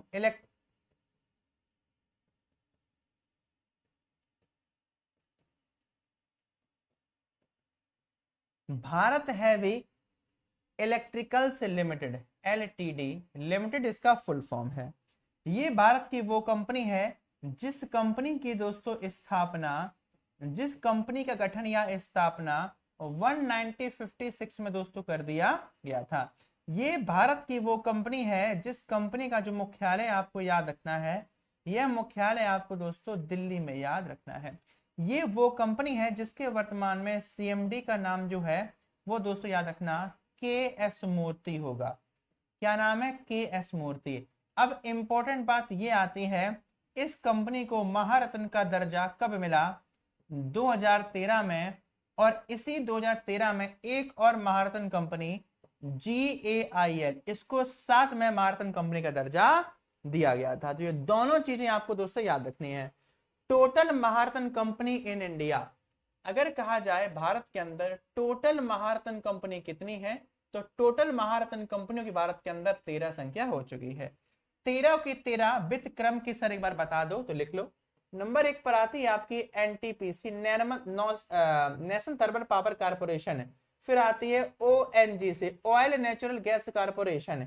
फिर आती है SAIL, steel authority India limited, कल मैंने पढ़ाया था। फिर आती है भेल, BHEL, जिसको मैंने अभी पढ़ाया, भारत हैवी इलेक्ट्रिकल्स लिमिटेड। फिर आती है दोस्तों IOCL, Indian oil corporation limited. फिर आती है HPCL, Hindustan petroleum corporation limited.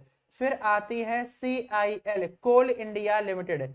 फिर आती है गेल, GAIL, gas authority India limited.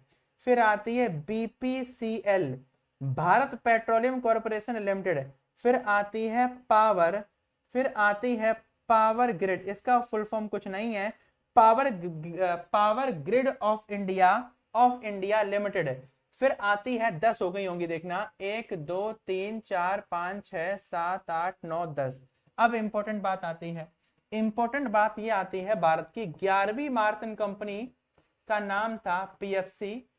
Bharat की 12वीं मार्तन कंपनी का नाम था पीएफसी के बाद में याद रखना आप लोग आरईसी, आरईसी रूरल इसका नाम था पावर फाइनेंस कॉर्पोरेशन, इसका नाम था रूरल इलेक्ट्रिफिकेशन कॉर्पोरेशन लिमिटेड।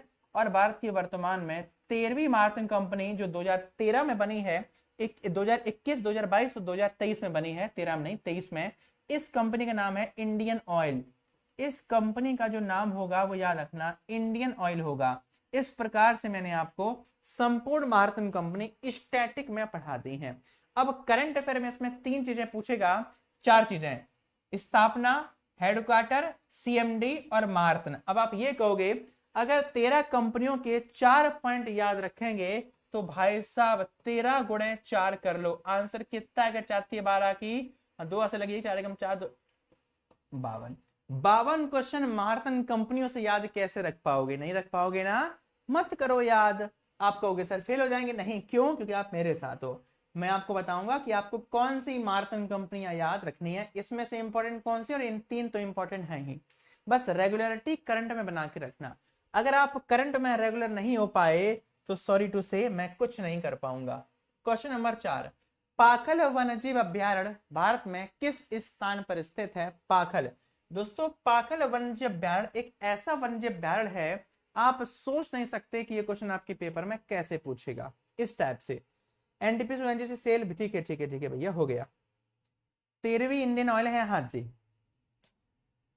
बताइए क्वेश्चन का आंसर निम्नलिखित में से क्या होगा? इस समय बच्चे बहुत कम आते हैं, इसकी वजह पता क्या है आपको? इस समय बच्चे बहुत कम आने की वजह है जो बोर्ड के पेपर चल रहे हैं, है ना। और मैं आप सभी लोगों से कहना चाहता हूं कि बोर्ड के पेपर को सिस्टमेटिक वे से बनाओ, एक अच्छा टाइम टेबल, क्योंकि सबसे जो गंदी आदत पड़ी हुई है वो पड़ी हुई है कंपटीशन के एग्जाम की तैयारी करने के लिए। आपके दिमाग में भर दिया गया है, एक चीज भर दी गई है, पता क्या? बहुत टाइम लगता है, बहुत टाइम लगता है। मैं यूट्यूब पर सर्च करता हूं, कौन कहता है ये? मुझसे भी मिलाओ भाई, सिस्टम बनाइए और बाद में उसको हिला दो, समझ रहे हो? चलो, तो क्वेश्चन क्या पूछा मैंने आपसे? पाखल वन्यजीव अभ्यारण्य कहां पर स्थित है? पाखल वन्यजीव अभ्यारण्य वो अभ्यारण्य है जो, देखो ऑप्शन देख रहे हो भाई साहब, सब शादी में पूरी खा रहे हैं, खत्म हो गया सर। अभी बोर्ड के एग्जामिनेशन या काफी चीजों में एग्जामिनेशन वगैरह चल रहे हैं। वरंगल प्रिया जी, क्या बात है। विमलेश भैया बहुत बढ़िया। अब ये मत कहना सर आपकी नजर लड़कियों पर जाती है, जाती है वो बात अलग है, लेकिन तुम्हारे ऊपर भी आती है।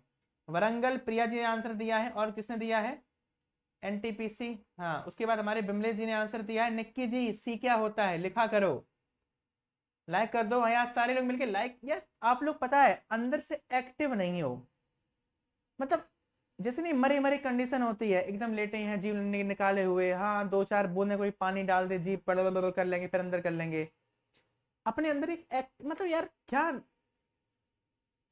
अपने अंदर थोड़ा यार एक जज्बा जुनून पैदा करो। वो जज्बा जुनून कि आज वो मिलन की रात है, आज शादी मेरी होने वाली है, वो होती है ना, एक अंदर से एक्साइटमेंट होती है एकदम, वाह आज के बाद दुनिया के सारे संकट दूर, क्योंकि दुनिया का सबसे बड़ा संकट मैं लेने वाला हूं। तो यार वो एक्साइटमेंट हमेशा जिंदगी में रखा करो। जिंदगी का हर एक दिन इंपॉर्टेंट है। तुम लोग मरे मरे रहते हो यार। लाइक कर दिया सर। चंदौली, सिवनी, वरांगल, क्वेश्चन का आंसर जो होगा वो आपका वरांगल होगा। अब ये क्वेश्चन पता है इंपॉर्टेंट क्यों है? आपने बाहुबली मूवी देखी होगी, ये क्वेश्चन वहां से है। कैसे? सुनो, वारंगल कहां पर है? वारंगल याद रखना आपके दोस्तों तेलंगाना के अंदर है। कहां पर है? तेलंगाना के अंदर। आपको पता है इसका निर्माण कैसे हुआ था? तो ये कहां पर है पता है? यहां पर है दोस्तों आपकी पाखल लेक। यहां पर क्या है? पाखल लेक। और पाखल लेक ऐसी झील है जिसको याद रखना 13वीं शताब्दी में बनवाया गया था। इसको 13वीं शताब्दी में दोस्तों इसका निर्माण करवाया गया था। अब आप मुझसे पूछोगे किसके द्वारा? भाई साहब सुन लो, काकतीय राजवंश के द्वारा।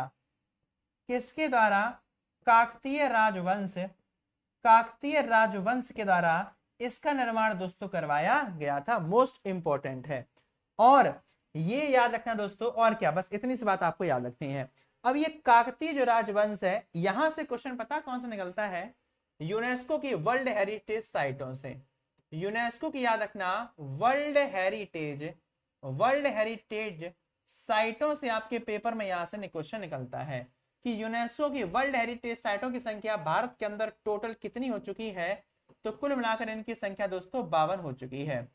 48 49 50 49वीं साइट का नाम क्या था? 50वीं साइट का नाम क्या था? 51वीं साइट का नाम क्या है? और दोस्तों 52वीं साइट का नाम क्या होगा? तो मैं आपको बता दूं दोस्तों, ये 52वीं जो साइट है, हौसल्या टेम्पल आप जानते होंगे। हौसल्या टेम्पल दोस्तों आप लोग जानते होंगे, जिसका संबंध आपके कर्नाटक राज्य से है। अगर 51 की बात करूं दोस्तों, तो याद रखना 51 में वो क्या है अभी हाल में? रविन्द्रनाथ टैगोर के पिताजी वाला सिस्टम। क्या नाम है, कोई बता सकता है? अरे यार ये बताओ वो क्या था? अरे यार वो नहीं है कलकत्ता में, वो रविन्द्रनाथ टैगोर के पिताजी जो थे देवेंद्रनाथ टैगोर, उन्होंने बनाया था।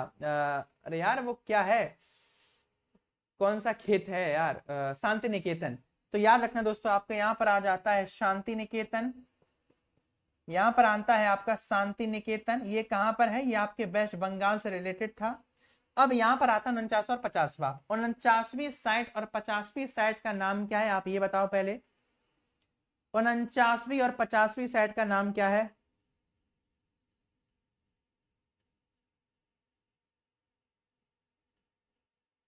शांति निकेतन हो गया, ठीक है। मैंने आपसे पूछा है 49वीं और 50वीं साइट का नाम क्या था?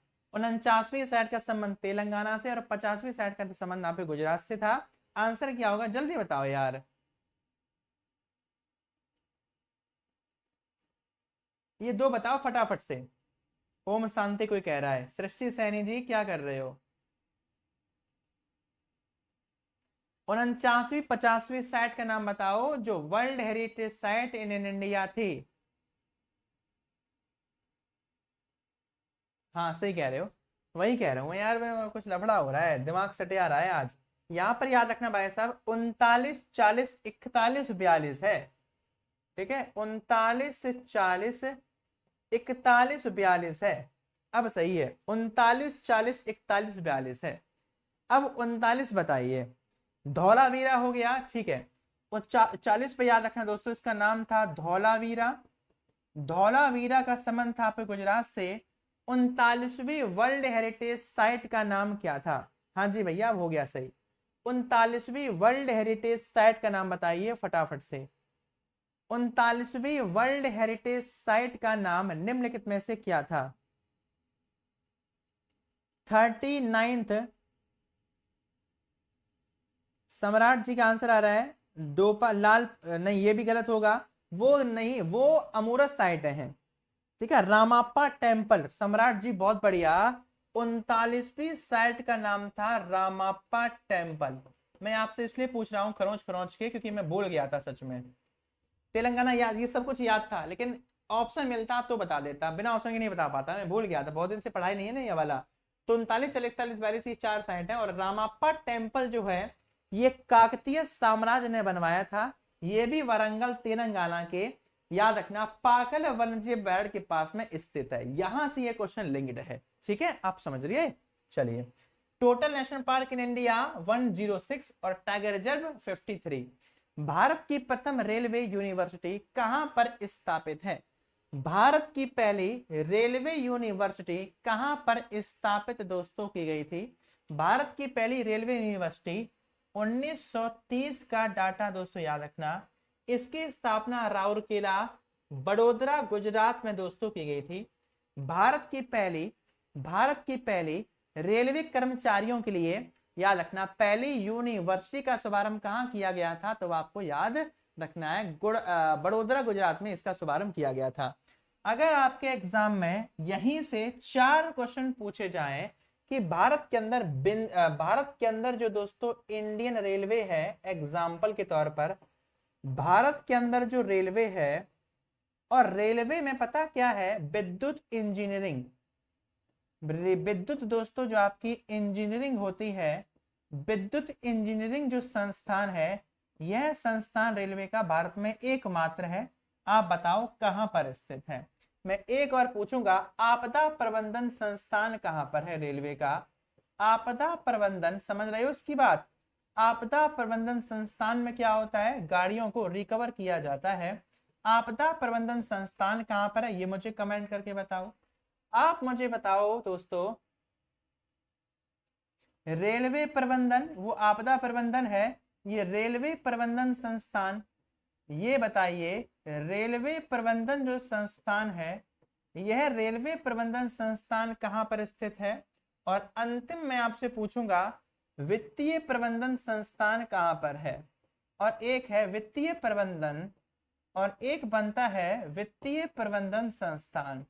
ये वित्तीय प्रबंधन संस्थान कहां पर स्थित है? चार के चारों देखो, अब एक एक करके आ जाओ। सबसे बड़ी बात, रेलवे विद्युत इंजीनियरिंग संस्थान ये मुंगेर में स्थित है। ये कहां पर? मुंगेर में। मुंगेर कहां पर पड़ता है? मुंगेर का संबंध याद रखना आपके बिहार से है। आपदा प्रबंधन संस्थान कहां पर है? आपदा प्रबंधन संस्थान बेंगलोर में है, यानी यहाँ पे कर्नाटक में। रेलवे प्रबंधन संस्थान कहां पर है? ये याद रखना आपके दोस्तों, सिकंदराबाद, यानी कि आपके रिलेटेड टू तेलंगाना। मैं पूछ दूं, वित्तीय प्रबंधन संस्थान कहां पर है? ये आपके हैदराबाद में है, यानी कि आपके तेलंगाना से रिलेटेड है। इस प्रकार से मैंने आपको ये भी क्वेश्चन कवर करा दिए, चार के चारों बहुत ज्यादा इंपॉर्टेंट थे। अब ये मत पूछना कि सर इंडियन रेलवे के बारे में बता दो, स्थापना वगैरह, जोन वगैरह। आप लोग आरपीएफ की तैयारी कर रहे हो ना? बोलो कर रहे हो नहीं कर रहे हो? आरपीएफ वाले कान दिन दिमाग सारे खोल के सुनो। कल डेट है 14 मार्च की, ठीक है? कल आरपीएफ का फॉर्म की पहली वेबसाइट बफर में आएगी और 15 मार्च से आपके फॉर्म फिल होना चालू हो जाएंगे मेरे देश के पढ़े लिखे नागरिकों। 15 मार्च से। आरपीएफ की दो कैटेगरी हैं, एक आरपीएफ एसआई का फॉर्म है 500 रुपया और एक आरपीएफ का कांस्टेबल का फॉर्म है। कांस्टेबल में लगभग 4000 से ज्यादा वैकेंसीज हैं और आरपीएफ एसआई में लगभग 400 से 500 के बीच में वैकेंसीज हैं। तुम चाहे एसआई के एग्जाम में बैठना, चाहे कांस्टेबल के एग्जाम में बैठना, रणनीति आपको मैं बताऊंगा, रणनीति आपको मैं बताऊंगा। बस 2 महीने उस रणनीति पर काम कर लेना, फिर देखते हैं इंडियन गवर्नमेंट में कितनी ताकत है जो आपको एग्जाम की ज्वाइनिंग से रोक दे। ये मेरा आपसे वादा है अभी से, ठीक है? और याद रखना, तुम्हारा भाई एग्जाम देगा और स्क्रीनशॉट भी लेके आएगा। तुम अगर रेगुलर रहे तो ये कहोगे सर मेरा भी यही सही था, वरना मर्जी आपकी है, जो मर्जी वो करो, इंकलाब जिंदाबाद। क्वेश्चन नंबर 6, आकाश गंगा की निकटतम स्पाइरल गैलेक्सी को निम्नलिखित में से हम लोग किस नाम से जानते हैं? देखो इसका जो नाम है, इसका जो नाम है उसको याद रखना, M31, उसको M31 के नाम से जानते हैं, या इसको याद रखना मैसियर, या इसको मैसियर 31 के नाम से जानते हैं। दोनों इसी के नाम हैं और इसी को किसी और अन्य नाम से जानते हैं। अब बताओ निम्नलिखित में से किसके नाम से जानते हैं? अगर मैं आपसे यह कह दूं संपूर्ण ब्रह्मांड में, अगर मैं आपसे यह कह दूं संपूर्ण ब्रह्मांड में कुल मिलाकर दोस्तों, कुल मिलाकर गैलेक्सियों की संख्या कितनी है? कुल मिलाकर गैलेक्सी की संख्या कितनी है? गैलेक्सी क्या होता है? गैलेक्सी होता है बीच में सफेद सफेद होता है और इधर उधर छोटे छोटे तारे घूमते नजर आते हैं, उसको गैलेक्सी कहते हैं। तो भाई साहब कुल मिलाकर कितनी गैलेक्सी पूरे ब्रह्मांड में है? 2 × 10⁻11 गैलेक्सी वर्तमान में पूरे ब्रह्मांड में आपको देखने के लिए मिलती हैं। ये बात दोस्तों आपको याद रखनी है। इस प्रकार का डाटा कवर हो गया। अब यहां पर आओ, निकटतम स्पाइरल गैलेक्सी को किस नाम से जानते हो? स्पाइरल का मतलब क्या होता है? वही होता है स्पाइरल। आपके पास जिस कॉपी में नोट्स बना रहे होगे, शायद उस कॉपी में पेज आपस में ज्वाइंट ना हो। पीछे एक तार पड़ा होता है गोल गोल, उसको स्पाइरल कहते हैं। तो ऐसा कौन सा स्पाइरल गोल वाला गैलेक्सी जो आकाश गंगा के सबसे ज्यादा निकटतम है, उसको M31 या उसको मैसियर 31 कहते हैं, परंतु उसका जो अन्य नाम होगा sunflower galaxy, Andromeda galaxy, pinwheel galaxy या इनवार्फ गैलेक्सी कहते हैं। उसको एंड्रोमेडा गैलेक्सी कहा जाता है। दूसरी बार आप अपने नग्न आंखों से इसको ताड़ सकते हो, नग्न आंखों से आप इसको ताड़ सकते हो हम कह रहे हैं, याद रखना नग्न आंखों से आप इसको देख सकते हो। ठीक है भैया। ताड़ना शब्द का प्रयोग समझते हो क्या होता है? ताड़ना, ताड़ना शब्द हमारे यहाँ पर होता है ना, कुछ लोग शादी विवाह में आते हैं, उनका एक ही काम होता है, कहाँ अच्छी लड़कियां खड़ी हैं लाओ बैठ के उन्हीं को ताड़ते हैं, देखते हैं, होते हैं ना अपने यहाँ पर यार। यूपी बिहार 2 राज्य इसमें टॉप पर हैं, है ना। कुछ नहीं तो यही करो। तो क्वेश्चन नंबर 6 का आंसर होगा, वो क्या होगा? Andromeda Galaxy. इसी का अन्य नाम आपको याद रखना है जो मोस्ट इंपोर्टेंट बन जाता है। ठीक है भैया। अगला देखो, अशोक के प्राचीनतम प्राप्त अभिलेख निम्नलिखित में से किस लिपि में लिखे गए थे? आज मॉर्निंग में जो आपने मेरे साथ 5 बजे करंट अफेयर्स की क्लास कवर की थी, उस करंट अफेयर्स में मैंने आपको क्या बताया था कि हमारे सुभाष चंद्र बोस जी से संबंधित 1911 से लेकर 1931-33 के मध्य में जितने भी प्राप्त अभिलेख हैं उनको नेशनल अचीवर्स संग्रहालय यानी कि म्यूजियम में रखा गया था, जो दिल्ली में, कलकत्ता में था, लेकिन बाद में उसको दिल्ली कर दिया गया था। आज उसकी 134वीं वर्षगांठ मनाई गई है, और किस नाम से? सुभाष अभिनंदन के नाम से। यह क्वेश्चन मैंने सुबह मॉर्निंग में आपको 5 बजे रटवाया है। जो रेगुलर थे, जो सुबह करंट अफेयर में आए थे उनको पता होगा, जो नहीं आए थे इंकलाब जिंदाबाद उनके लिए भी। ठीक है, बेरोजगारी मुबारक हो। तो यहां पर बात आती है अभिलेख। क्या होता है अभिलेख? अभिलेख होता है जो पुराने जमाने में जितनी भी हरकतें हुई हैं, राम भगवान जी वो फलाना सब कुछ जितना भी है मसाला, ये सारा मसाला अभिलेखों के आधार पर सिर्फ बताया जाता है। कोई उस समय ऐसा नहीं था जो अभी भी वो कहे हाँ ऐसा हुआ था, ऐसा कोई नहीं है, सिर्फ अभिलेख। उस समय की जो भाषाएं थी इस समय वो नहीं चलती हैं, लेकिन हम लोग आर्टिफिशियल इंटेलिजेंस, पुराने विद्वान, इन लोगों की सहायता से इनको पढ़ने का प्रयास करते हैं। मुगलों का साम्राज्य आपने किताबों में पढ़ा है, कहां से आया? किसी को घंटा कुछ नहीं पता है, सब कुछ अभिलेखों के आधार पर है।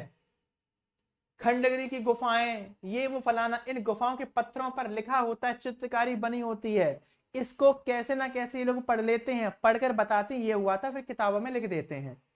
अगर बाई चांस कोई और पत्थर मिल जाए, उस पत्थर में लिखा मिल जाए कि सब गलत है, तो समझो सब गलत है। ये है रियलिटी। कुछ नहीं पता भाई कौन है, क्या है, कैसा है, समझ रहे हो।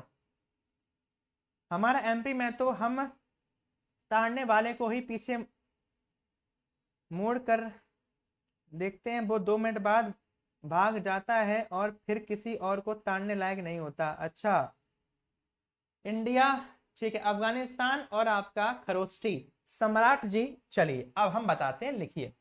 अशोक के प्राचीनतम प्राप्त अभिलेख कि अशोक बुद्ध से संबंधित थे, अशोक ने कलिंग के युद्ध के बाद सब कुछ छोड़ दिया था, ये सब कुछ जो मिलता है वो आपको अभिलेखों पर मिलता है। तो जो सबसे प्राचीनतम अभिलेख मिलते हैं अशोक के, उसको किस लिपि में लिखा गया था? तो हड़प्पाई लिपि में लिखा गया था, देवनागरी में लिखी गया था, यह वर्तमान में यूज होती है इंडियन करेंसी पर। ब्रह्मी जो होगा दोस्तों वह इज द करेक्ट आंसर, सही हो जाएगा। ब्रह्मी इज द करेक्ट आंसर आपका हो जाएगा। सबसे इंपॉर्टेंट पॉइंट आपका ये हो गया। अब सबसे बड़ी मैं बात बताऊं, सर्वप्रथम पर याद रखना, हमेशा ब्रह्मी से संबंधित याद रखना, सर्वप्रथम जो अभिलेख थे, सर्वप्रथम जो अभिलेख थे वो सर्वप्रथम और सबसे ज्यादा अभिलेख सिर्फ और सिर्फ दोस्तों ब्रह्मी से ही प्राप्त होते हैं। दूसरी बात मैं आपको मोस्ट इंपॉर्टेंट तरीके से बताता हूं, अशोक के शासन काल में जब ब्रह्मी का प्रयोग होता है, इस ब्रह्मी का प्रयोग किया गया, इस प्रयोग करने की प्रेरणा कहां से ली गई थी? इसके प्रयोग करने की जो प्रेरणा है वो याद रखना फारस से आई थी। कहां से आई थी दोस्तों? याद रखना फारस से इस प्रेरणा को लिखा गया था। लेकिन अब से लेकिन ब्रह्मी के बजाय अशोक के जो अभिलेख हैं वो 4 लिपियों में लिखे गए हैं। टोटल दोस्तों याद रखना 4 लिपियों में टोटल याद रखना 4 लिपियों में इसके लिखे गए हैं, लेकिन चार में जो मोस्ट इंपॉर्टेंट है वो आपका होगा ब्रह्मी। 4 में जो मोस्ट इंपॉर्टेंट है वो होगा आपका ब्रह्मी। 1 मिनट रुकना, 1 मिनट।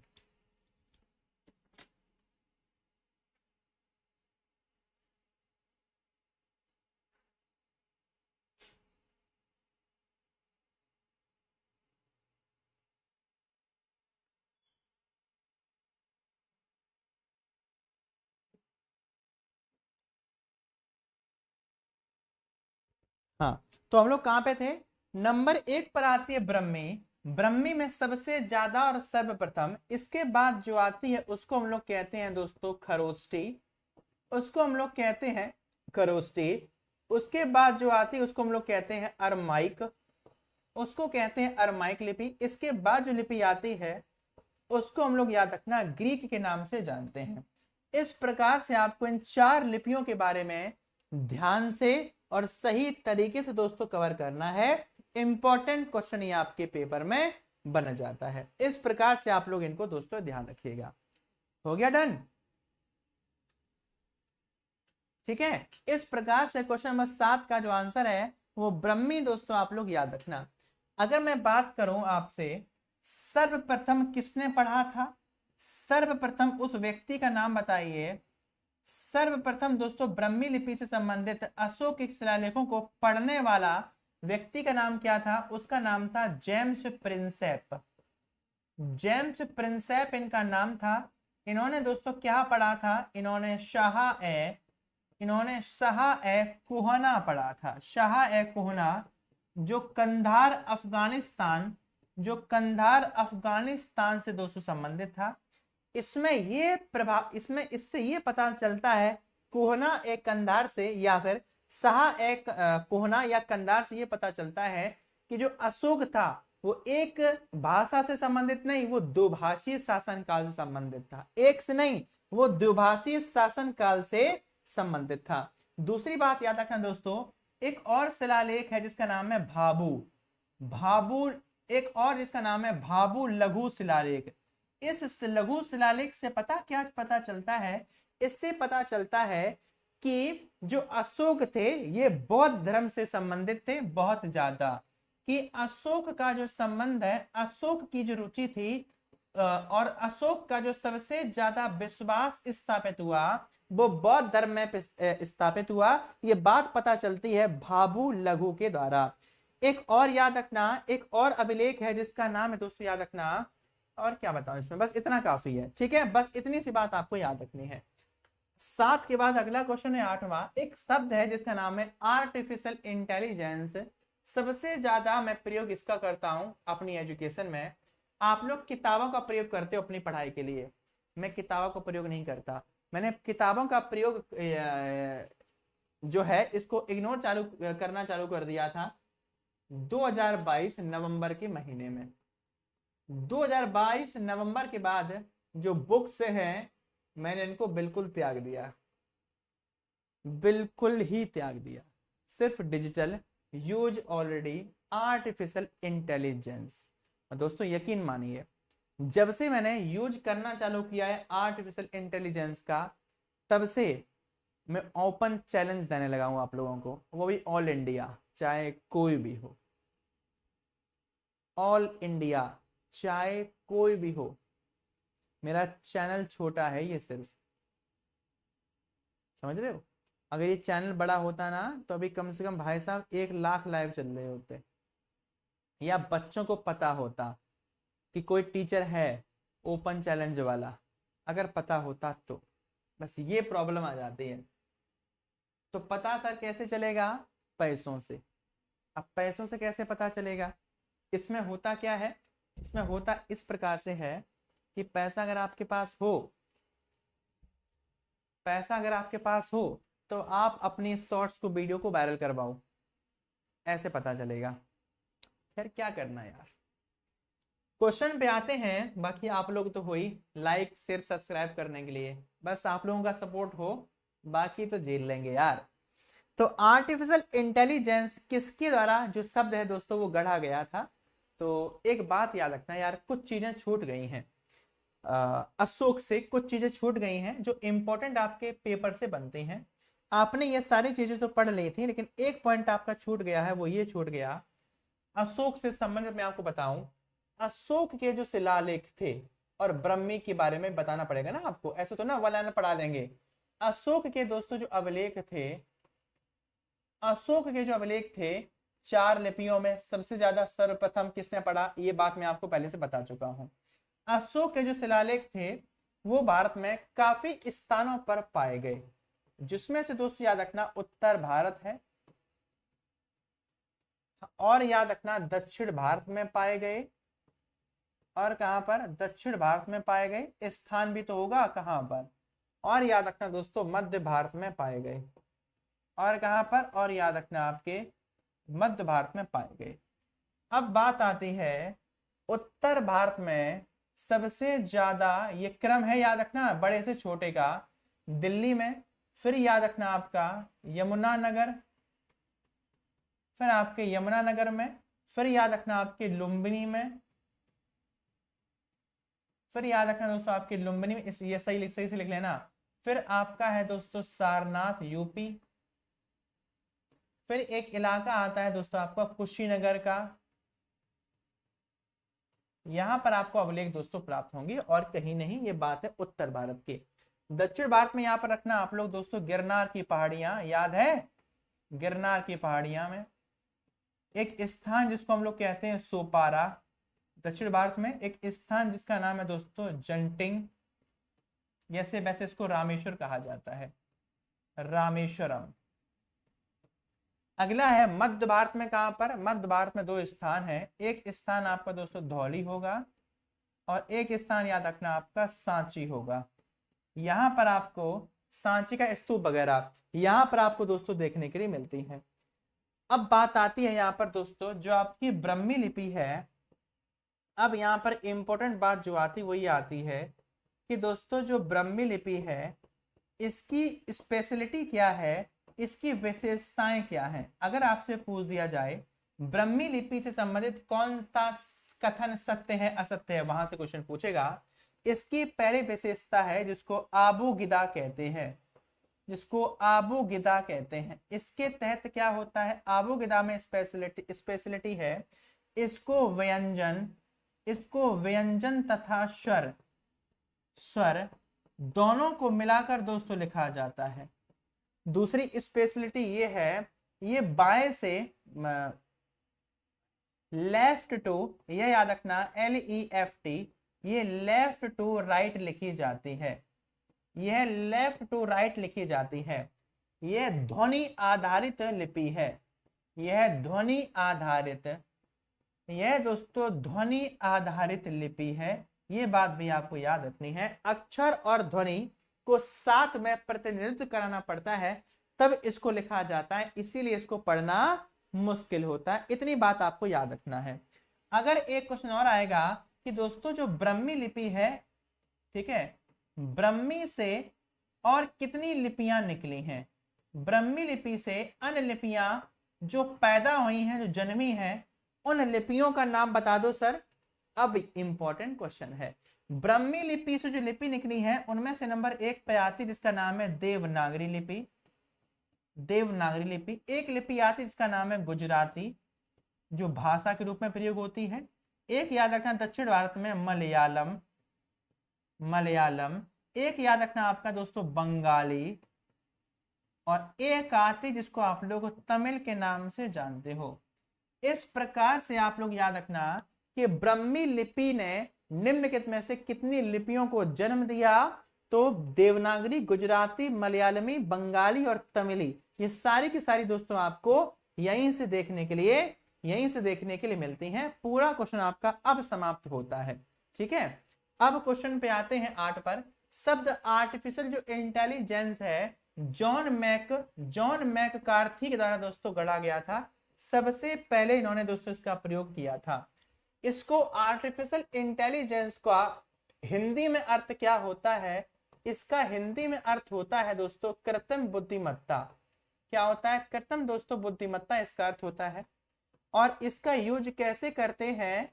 जो दोस्तों ह्यूमन बींग्स होता है ना, ह्यूमन बींग जो होता है, ह्यूमन बींग का दोस्तों जो माइंड होता है, इस माइंड को कंप्यूटर जो होता है इसकी भाषा के साथ में इंप्लीमेंट कर दिया जाता है, इंप्लीमेंट कर दिया जाता है।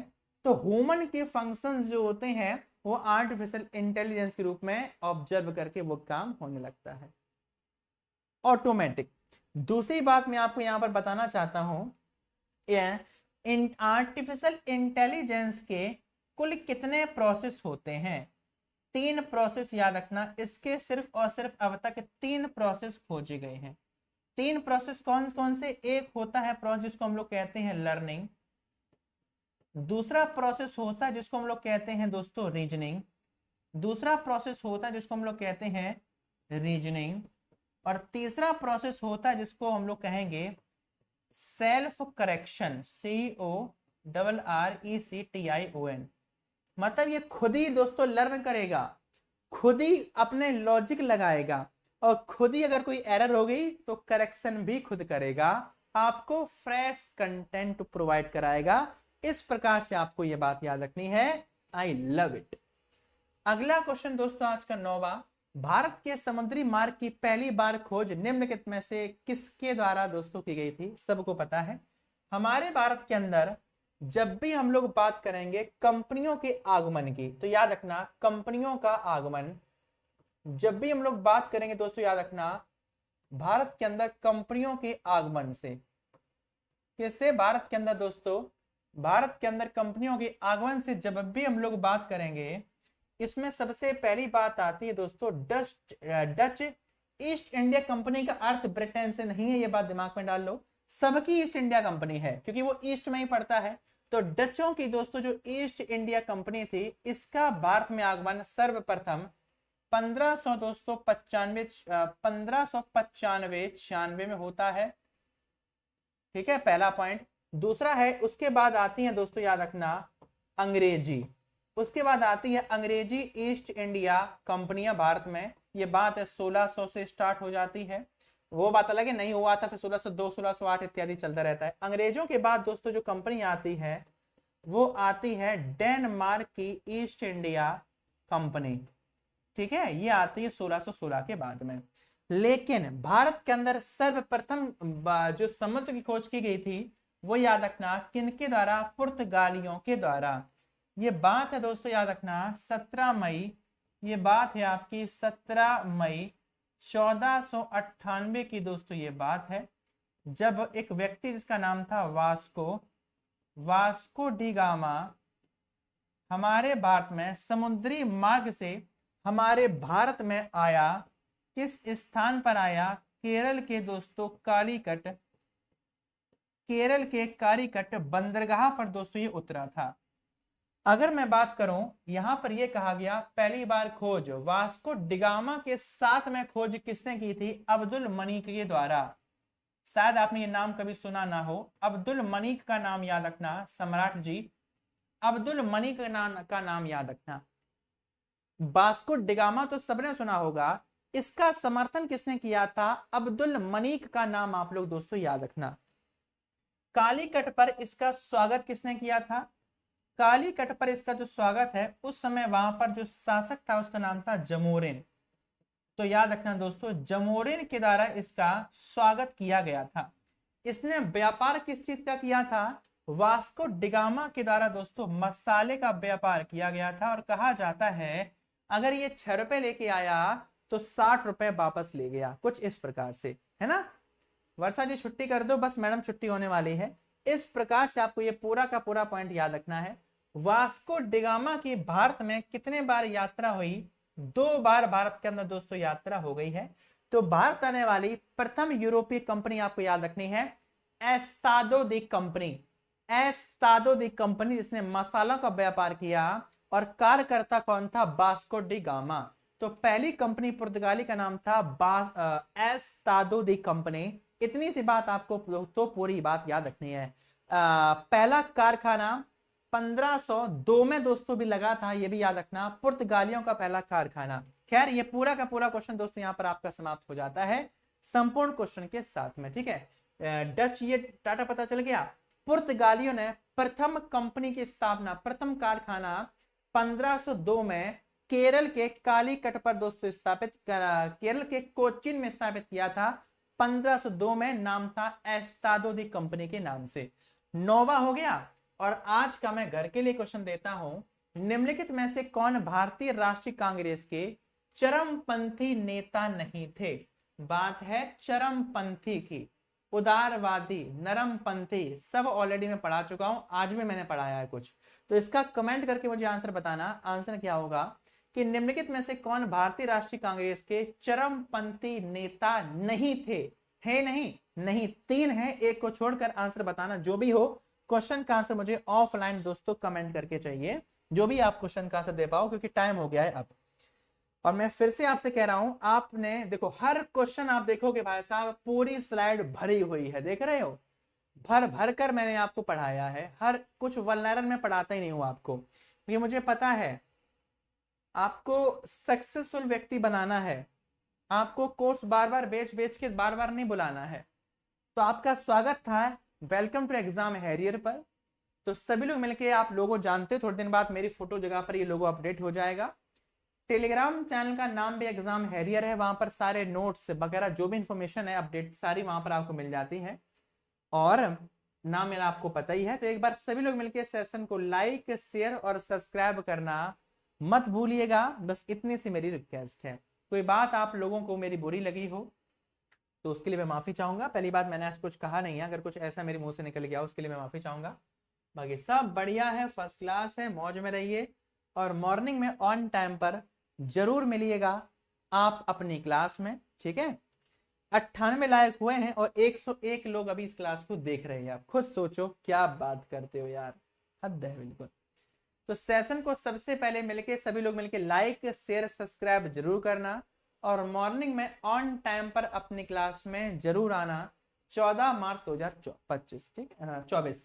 कल वाली क्लास हम लोगों ने प्रॉपर तरीके से ली थी, इसके 2 इवेंट बने हैं एक ही डेट के। चलो कोई बात नहीं, आगे बढ़ा दूंगा मैं इसको।